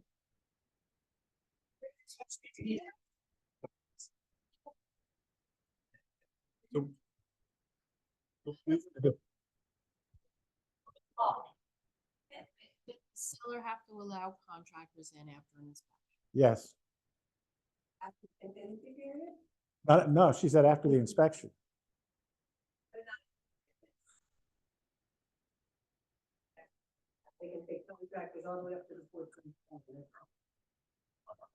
Yeah, because that's the end of the negotiating period, but yeah. An agreement, so that's called that, any inspectors, any contractors. And, you know, keep in mind also that, you know, buyer and seller want to keep the transaction together. So unless you have a seller that's trying to get out of the transaction, then, what's that? Or trying to hide something. Because, yes, now if you get it, there's another paragraph there for septic systems that the time limit is drawn out, and that's, On the inspection, Downhill. what downhill? It says that, you know, the seller has to uncover it, they have to pump it. But do they have to do it at the time of inspection? Does it, because when I read it, it says, yes, they have to do it, but it doesn't say they have to do it the same time the inspector is there, but a lot of inspectors like that.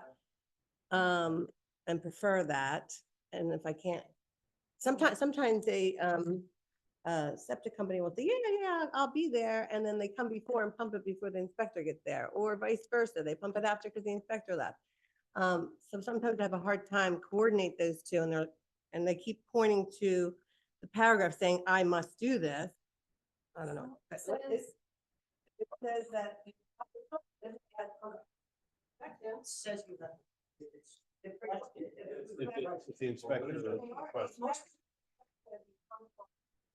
yeah,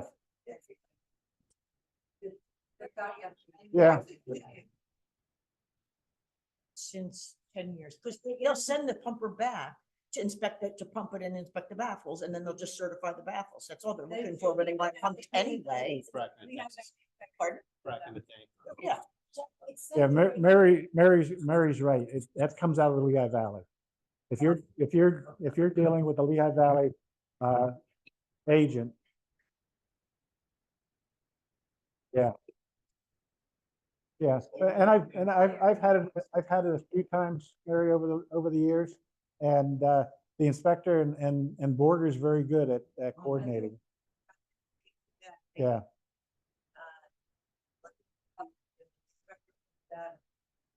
Yeah. So what? Because it says, I have it right here. If required by the inspection company, seller at seller's expense will locate, provide access to, empty the individual on-lot sewage disposal system and provide all water needed unless otherwise agreed. So it doesn't say when.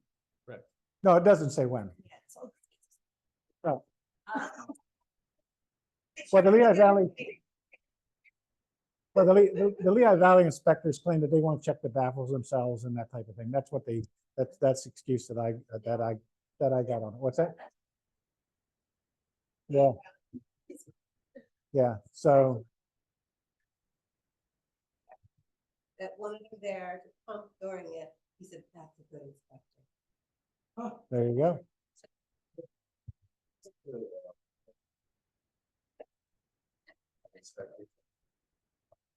Once they pump it. No, For the baffles. yeah. Yeah, the inspectors like to check for the baffles, although you can get somebody like Borger and they can tell you the same story. Don't let your seller pump it before the inspection. Yeah, Can we have a class on septic? then we just have one. Because I don't, oh, see, I must have been. But. That would be helpful. There's a lot of things. Yeah,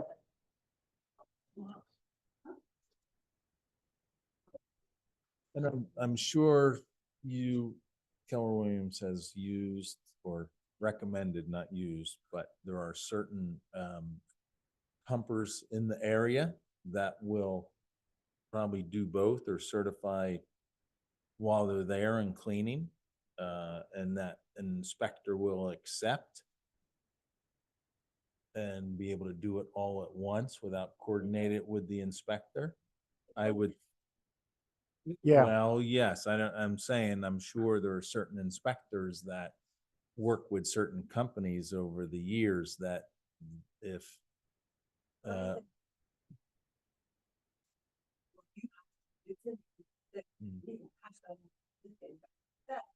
well, who did you use? Have you done this before? I do it all the time. And he said, Borger is going for once. for example, Borger Right. would probably, if they certify it, probably cost you like an Eric Bell that would go. Okay, they won't certify it for, and that's, okay. That's what I'm asking. If there are pumpers that will certify it, like Bell will pump and certify for the inspectors for health or health standard for like a restaurant. Will certify it. Yeah, use and at they a run restaurant. water in it to see that the drain field is functioning and everything. Yeah, For this, the companies will come out and go down a list to hand into the townships for these Airbnbs now. So I guess kind of certifying, it does say I certify, but I don't think that's what an inspector was certifying. So he's not gonna. and he's not gonna certify it without seeing it.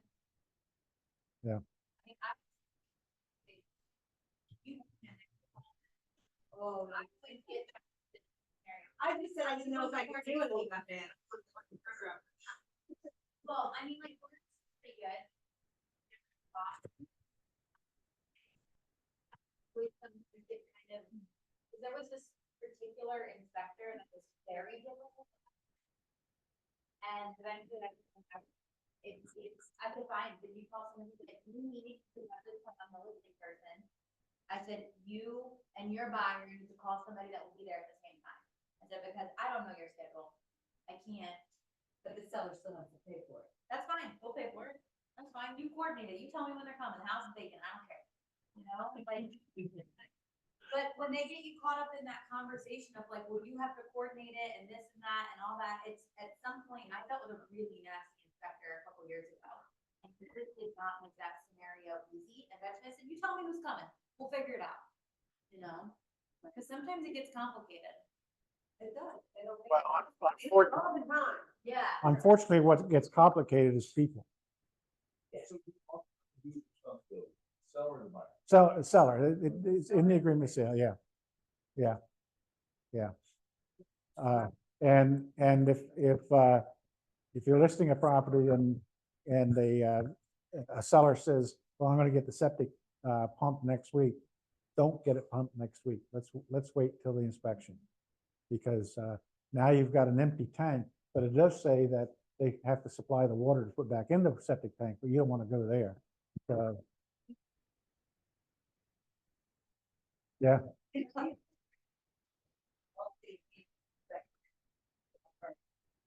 And then they're like, well, now you gotta fill it up. Well, now you gotta pay me for water truck. So I can finish. wow, no, not at all.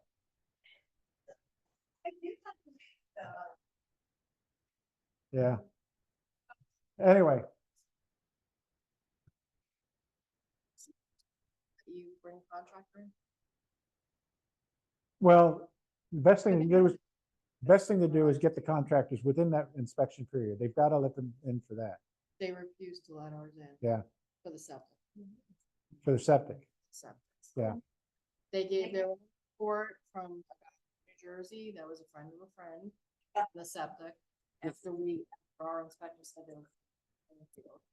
And we said we want to have our own person back. We were still within the inspection period, and she said, no. I would offer her. So we terminated, but Yeah. I was just wondering, is there any other recourse other than that? Have a lawyer call Yeah, him.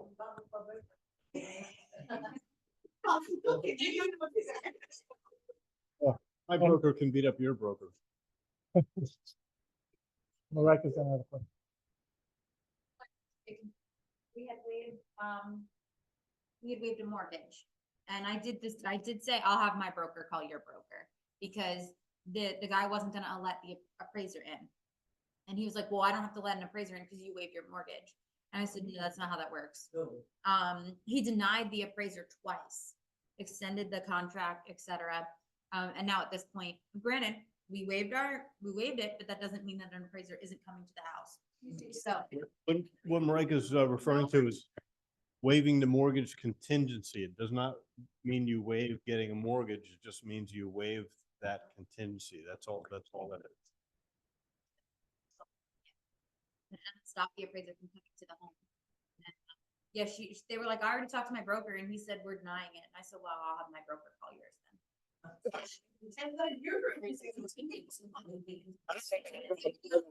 I mean, Hey, if you. so, we got into this, some still- classes ago. But the mortgage contingency, and I get calls from our own agents and say, this is a cash transaction. Now the seller's all upset because the appraiser wants to get in and appraise it, but it's a cash deal. I said, no, they still have a right to get a mortgage. They said, really? I said, yeah, read paragraph 8F. It says, what's that? They do a mortgage appraisal contingency. Use appraisal contingency. Okay, so it says you're going to check waive. The sale is not contingent on mortgage financing, although buyer may obtain mortgage financing and or parties may include an appraisal contingency. Buyer and seller understand that the waiver of this contingency does not restrict buyer's right to obtain a mortgage financing for the property. So they can get their financing. That's why I'm suggesting to you is when you get an offer on one of your listings and the mortgage is checked waive, don't call your seller and say we got a cash transaction or there's no mortgage involved, because the buyer can still get a mortgage, not contingency, not contingent. Now, if you have somebody waiving the mortgage contingency, you do want to have what?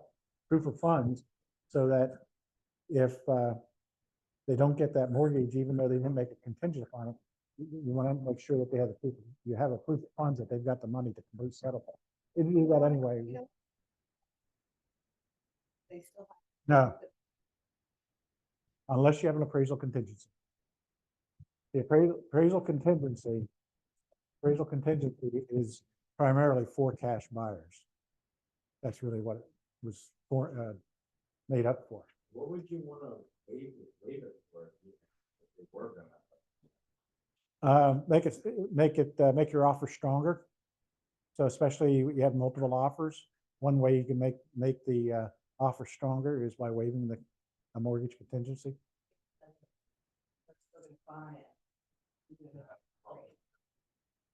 Yeah. Yeah. So you're sending a proof of funds too, but in order to do that, you send funds. Correct.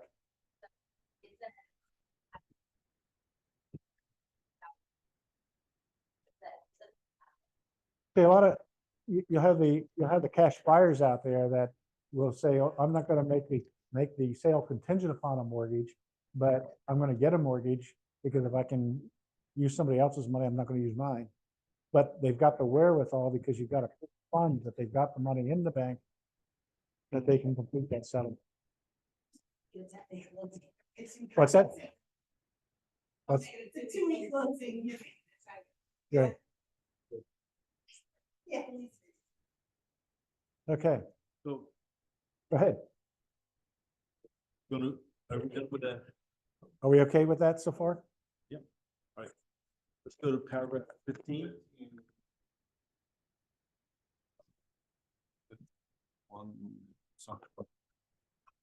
Next page.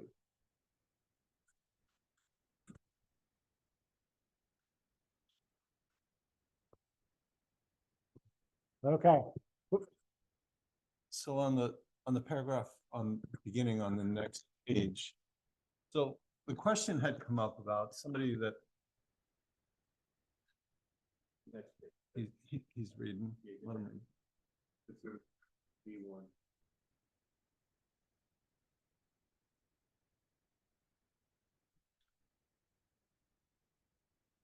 So the question had come up earlier, if you had somebody that waived all contingencies and about the CO. I believe that this is the paragraph that applies to getting the CO and the requirements and what each person's rights are. And it's worth I'd like to be corrected if I'm wrong, but I'm of the belief that if the seller doesn't want to do the repairs, the buyer has the right to terminate. Correct. And some people just seem to think, oh, no, the buyer now has a year, he can do those repairs, and although he does have that right, he's not forced to then accept the property. He can terminate. That's correct.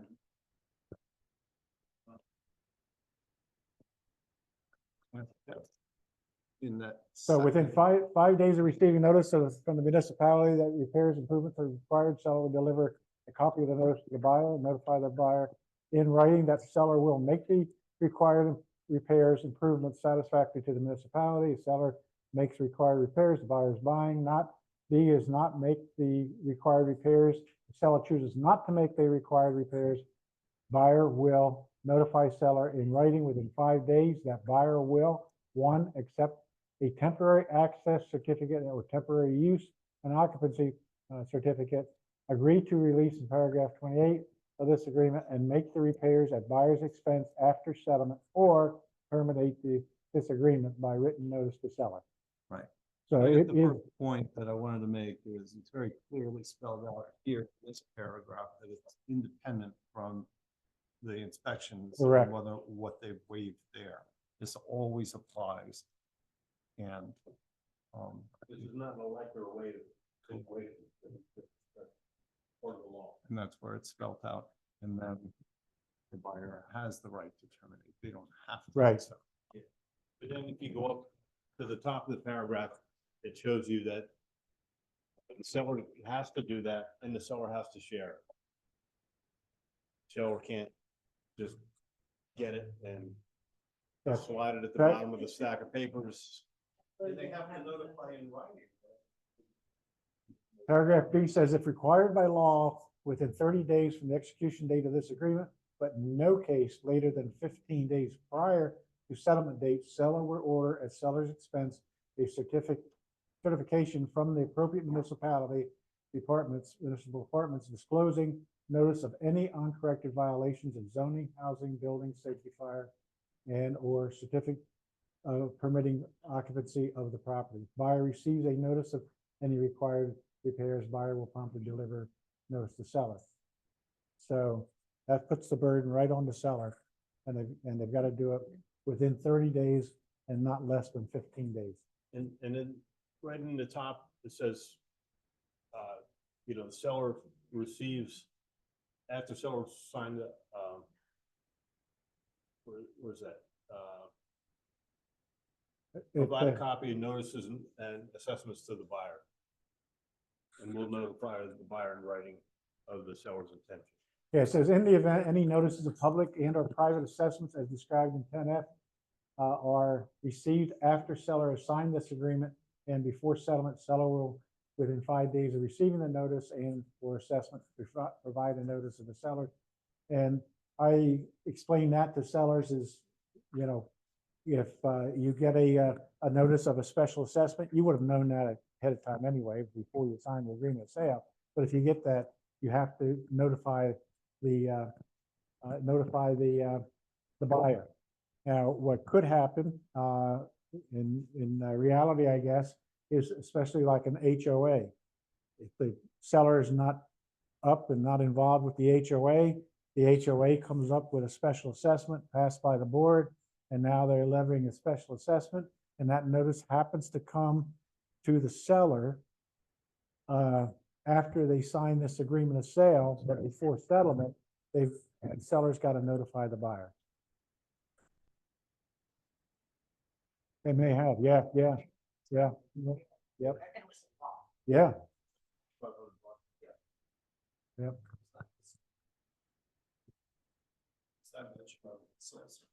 Well, no, they just were, residents there, and they got this notification that all of a sudden they have to give us from the roads or whatever it was,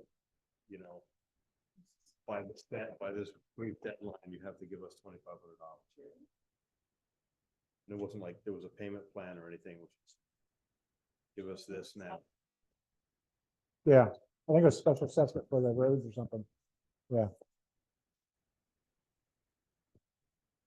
Okay.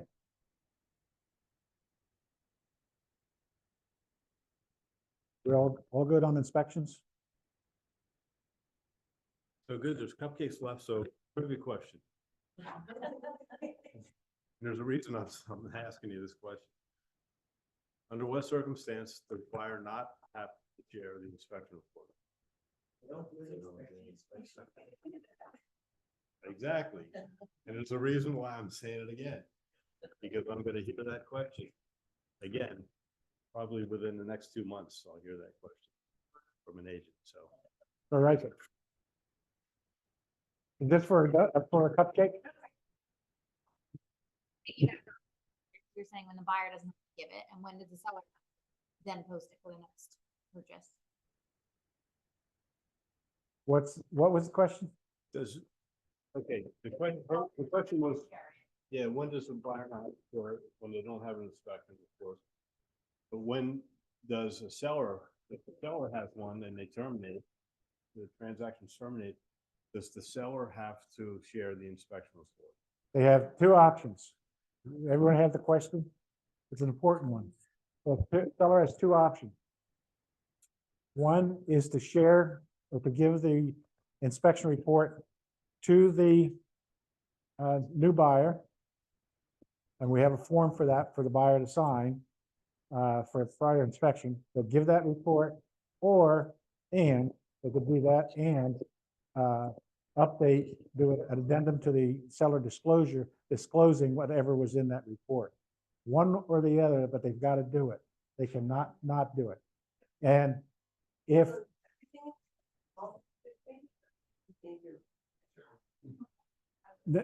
you're giving the report, you have to give the whole report.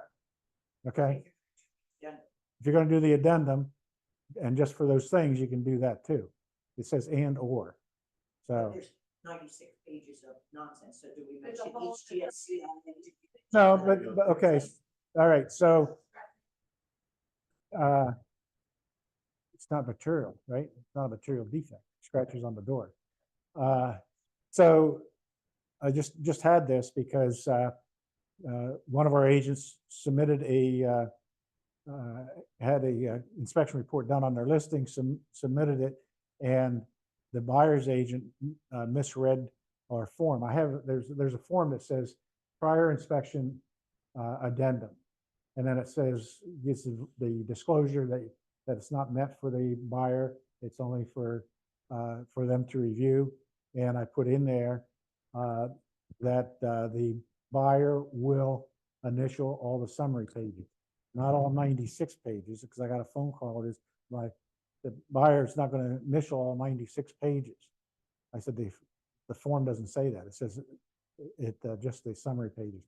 The reason we like to have the summary pages, and now that they've acknowledged that they've got the disclosure, that's been disclosed to them, the same as they initial every page on the seller disclosure. So, but one or the other they've got to do. So now you have a listing and you have a material defect, and the seller says, I'm not going to disclose it and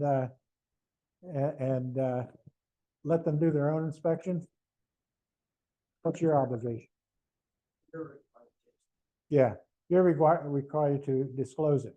And that's what I tell the seller is, you may not want to disclose it, although you have to, and you may not want to, but I have to. And if that's a problem, then maybe we need to part ways. And I wouldn't keep a listing that they want me not to disclose something. And that's even if they fix it. No, if they fixed it, if they had to repair it, so they have an addendum to the reply or to the seller disclosure. You have that addendum, they can put on there that that's what was found. However, notation is they repaired it. So they still have to disclose that they want. I would disclose it, yeah. It's because the seller's proactive in taking care of their house. Yeah. Just like, I have a question is, I had a leak in in my house because the kids overflowed the bathtub.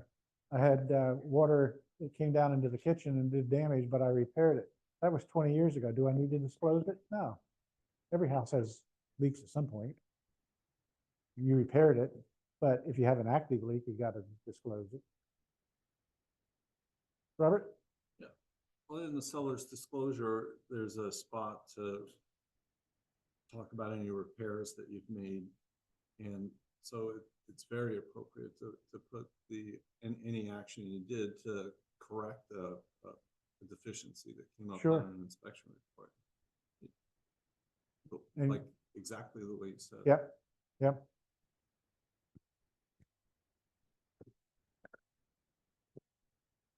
Okay, what else? Sonia? No? Just- At the end of broker hour yesterday, somebody asked about covering something else. Do you remember what that was, David?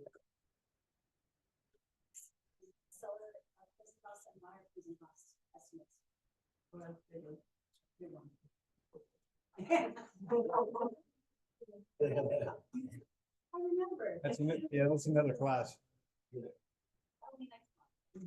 Yeah, next time we'll do buyer's estimated closing costs and seller's estimated closing costs. But if you,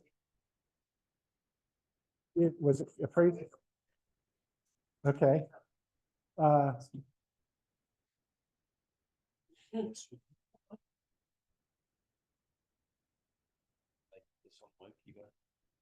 Yeah, we did talk about appraisal contingency yesterday. And I don't want that. Bob, in that EMAR, NAR meeting you guys run, I told you I saw it and it was really cool too, that covered. Which one was it? That one we just talked about with you and. Oh, yeah, the best of the hotline. Yeah, thanks. Yeah, Yeah, I think I'm gonna share that. I meant to last week and something else came up. DAR.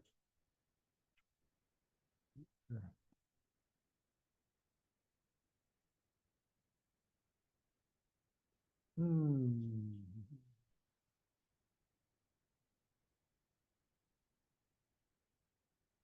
Looking for PAR and I can't find it where to go.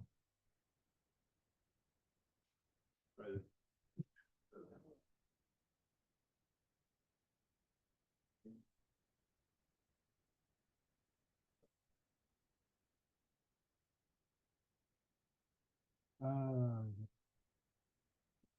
They're all the same.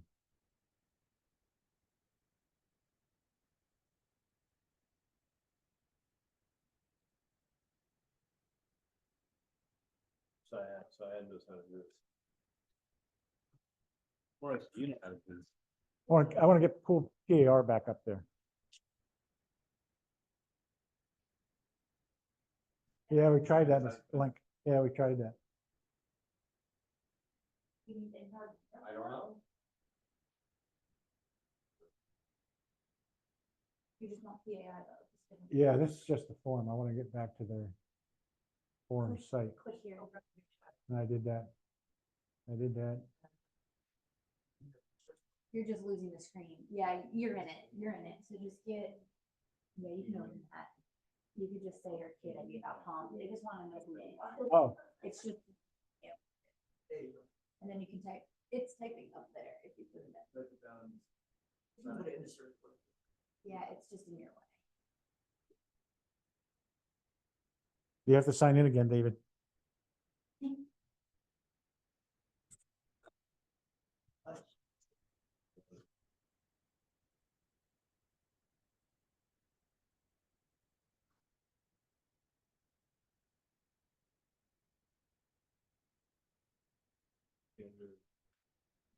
It should have kind of clicked in there, I think.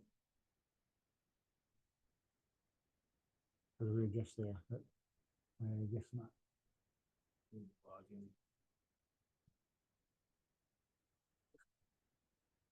Welcome back. See if you remember my notes. Yeah. Type of 7. Is it on your license? No. No. Let me go to Linda.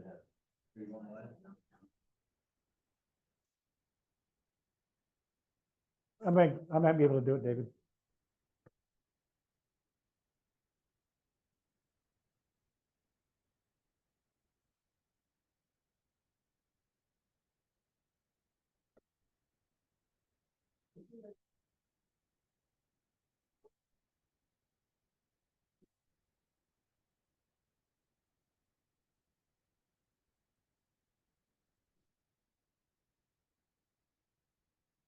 Here's a 2 cupcake question for you.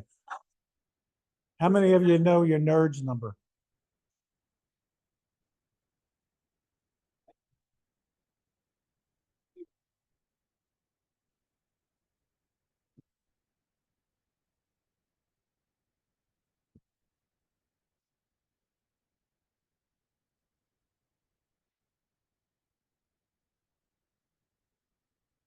I don't know why this computer gives me a hard time with logging on to PAR.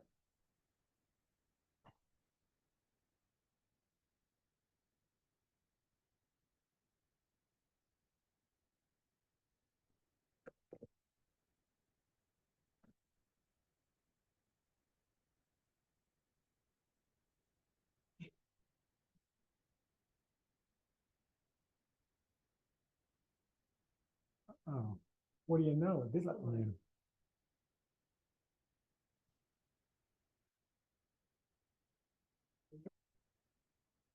Okay, so we want the appraisal contingency.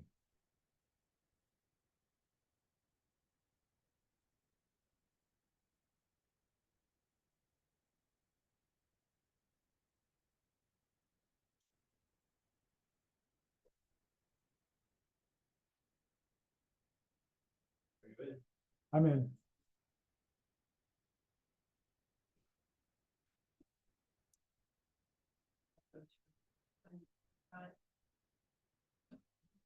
Okay.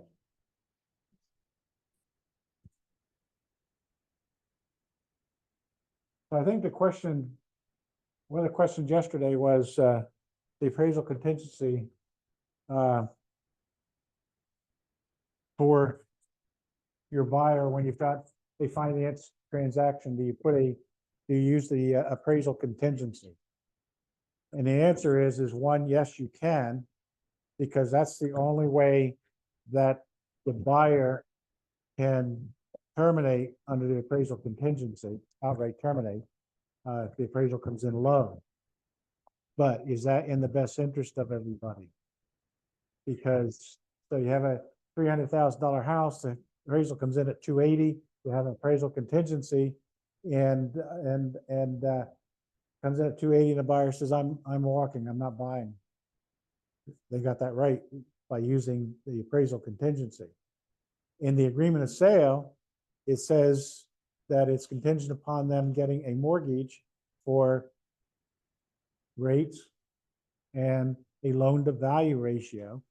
And so if you have a 80% loan to value ratio and the appraisal comes in low, it gives you the opportunity to negotiate with the seller as to will the seller come down in price? Will the buyer come up at all? So you have an opportunity to negotiate. And if you're representing the buyer, I still say that's the better route than using the appraisal contingency. I don't think you're protecting the buyer at all by using the appraisal contingency. It's just that they cannot terminate any other way, because the only one that can terminate under the mortgage contingency is the seller. There is no place in there that allows the buyer to terminate under the mortgage contingency. So, and David explained yesterday, and I agree 100% with, appraisal could come in low, but at least you have an opportunity to go and negotiate it out. And many times the seller will come down in price and keep the transaction going. So I think that it's in everyone's best interest to not use the appraisal contingency. That's my own opinion. You can have yours, you can have, but yeah, Well, I think, as a buyer's agent, you say, well, I'm working for my buyer, so I want to really protect them. Do you really want to protect them, or do you want to keep them in a transaction, and do you want to get paid? This isn't a hobby, or it's not charity work. We like to have a payday. So let's find ways that we can keep the transaction together. And you're not removing any protection from the buyer by not having that form. If they can't get financing, they can't get financing. They don't have to move forward, as was suggested in the class somebody was talking about at an office someplace a few miles from here. They don't have to move forward, right? You don't have to make you have to make one mortgage application, not multiple, but one. So by not having this form, you're not removing any protection for the buyer. The buyer, it's built in, it just gives the opportunity to negotiate. And that's why in the paragraph 8 about the mortgage appraisal, that's why that option to terminate by the buyer is not written in there. That's very purposeful, because what they're trying to do is look for opportunities for resolution, look for opportunities to negotiate, look for opportunities for people to come together for what their intended purpose was, which is to make a house go from one person to the next. I don't use these, I use the LTV. Well, yeah, in a way, your LTV is your appraisal contingency. That's what I thought. Yeah. So, I mean, but if the LTV doesn't work out, it's up for negotiation again. Correct. Okay, so now we'll have to go back to the agreement of sale. In the agreement of sale, in the mortgage contingency, it has in there loan to value ratio. And you want to put a loan to value ratio in there. So let's do simple terms. We don't have them anymore, but say we have $100,000 mortgage, $100,000 sale. And you put in the loan to value ratio is 80%. So that means that it has to appraise at 100,000, or the sale price is 100, has to appraise at 100,000, or the buyer does not have to buy. So that is your mortgage contingency. The only difference is the buyer can't terminate when that appraisal comes in low. The buyer cannot terminate as they can with the appraisal contingency. And the idea of that is, as David said, it's really try to get a meeting of the minds. And the majority of the times, I would tell you, when appraisals come in low, unless they're ridiculous, it's worked out. You can work it out. Either seller comes down $5,000, buyer comes up with another $5,000. There's plenty of time. I would say definitely many more times that you work it out than you don't. But if you have a buyer, and you'll get a buyer that wants the appraisal contingency, and again, you get that. You certainly aren't going to say, no, I'm not going to put that in the agreement of sale when you're representing them. You are, but it's not. I would not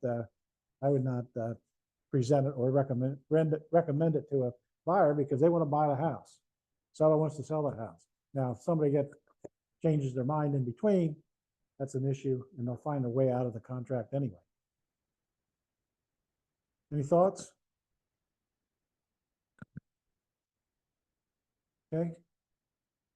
Want to talk about this one more? Yeah, So one of the reasons you that got 2 minutes. piece of cake, I give them a minute and a half. One of the reasons that we're using this form more these days. Market. Say the sale price is 200,000. Let's say 300,000. We don't see 200 so much. So it's 300,000, and we're pretty sure that it's fair to assume that the listing agent said we're going to list it for 300,000 because we're pretty sure it's going to appraise for that. That's the fair market value. So then you get multiple offers, and somebody offers 350. Well, we don't think it's going to appraise for 350, or we would have listed it for 350. So where's this form that says the purchase price, right? You could put in the 300,000 or it's the purchase price, even though they're offering 350. Because then what that says is the buyers have the financial wherewithal to make up the difference. That's the guarantee to the seller that we're buying this house. If it doesn't appraise for 350, if it comes in at 340, 330, 325, or 300, they're buying the house. If it comes into that 299, then you're negotiating. But that's one of the things that we've been seeing this with, and it's really effective if you're going to use an escalation addendum.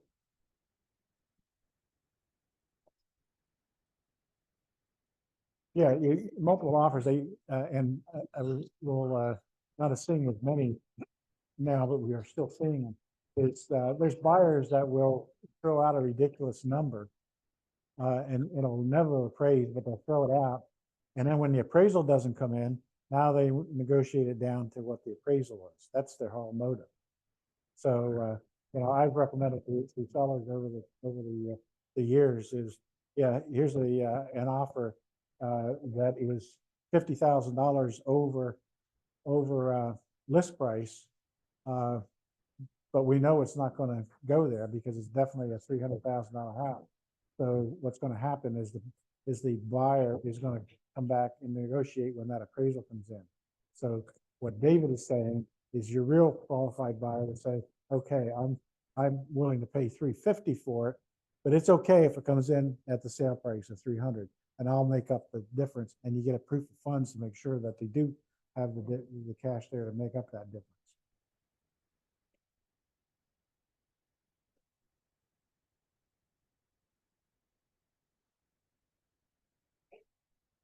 What if you, because sometimes you'll get an offer that doesn't have anything.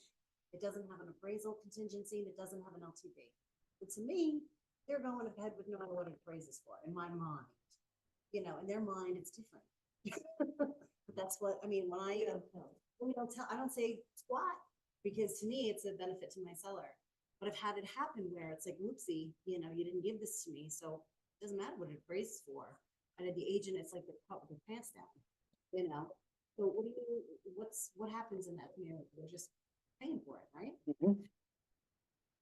Yeah, so let's say I'm trying to get these numbers straight because it happened to me a few years ago. And actually Trinity did that inspection. I won't, the woman said, well, I better take that. I better take care of it because I'm not sure that my house is going to keep standing. He makes it sound so bad. And it was an immaculate house. But anyway, the appraisal, the agent, the buyer's agent was out of the Lehigh Valley, and she came in. It was a $400,000 house, and she came in with the mortgage contingency was only 225, I think it was. So 400 sale price, 225, no loan to value ratio, And my seller was a little concerned that we were going to be able to get a $400,000. I think it was over, it doesn't matter, $400,000. She wasn't sure that the appraisal would come in at 400,000. I said, it doesn't have to. They said, it doesn't have to because there's no loan to value ratio in there. So as long as he can get his financing without going to a different type of financing, such as PMI, he's buying the house. He's buying the house because he had enough money down, and so if it came in at 325 or something in that range, he's buying the house. Yeah. So somebody said to me, shouldn't you disclose that to the buyer? I said, I'm not representing the buyer. I'm representing the seller. I'm not representing the buyer. So the appraisal ended up coming in close. I'm not sure what it was, 400 now or not. That was some years ago. So anyway, but that's why you're using that loan to value ratio. Make sure you have it. If you have challenge, we'll go over that and how do you figure out the loan to value ratio when it's odd, when it's okay. Any questions? So next Next, class, we'll do the buyer estimated closing cost and seller estimated closing cost. For those that, have been through that class with me before, knows that it can eat up close to 2 hours by the time I get through everything. But we are detailed with it. Thank you all for coming. Appreciate it. Thank you very Enjoy much. the rest of the week.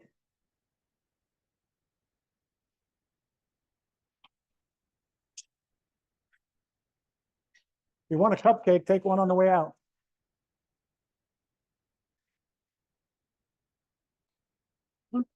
I lost my little cream. Yeah.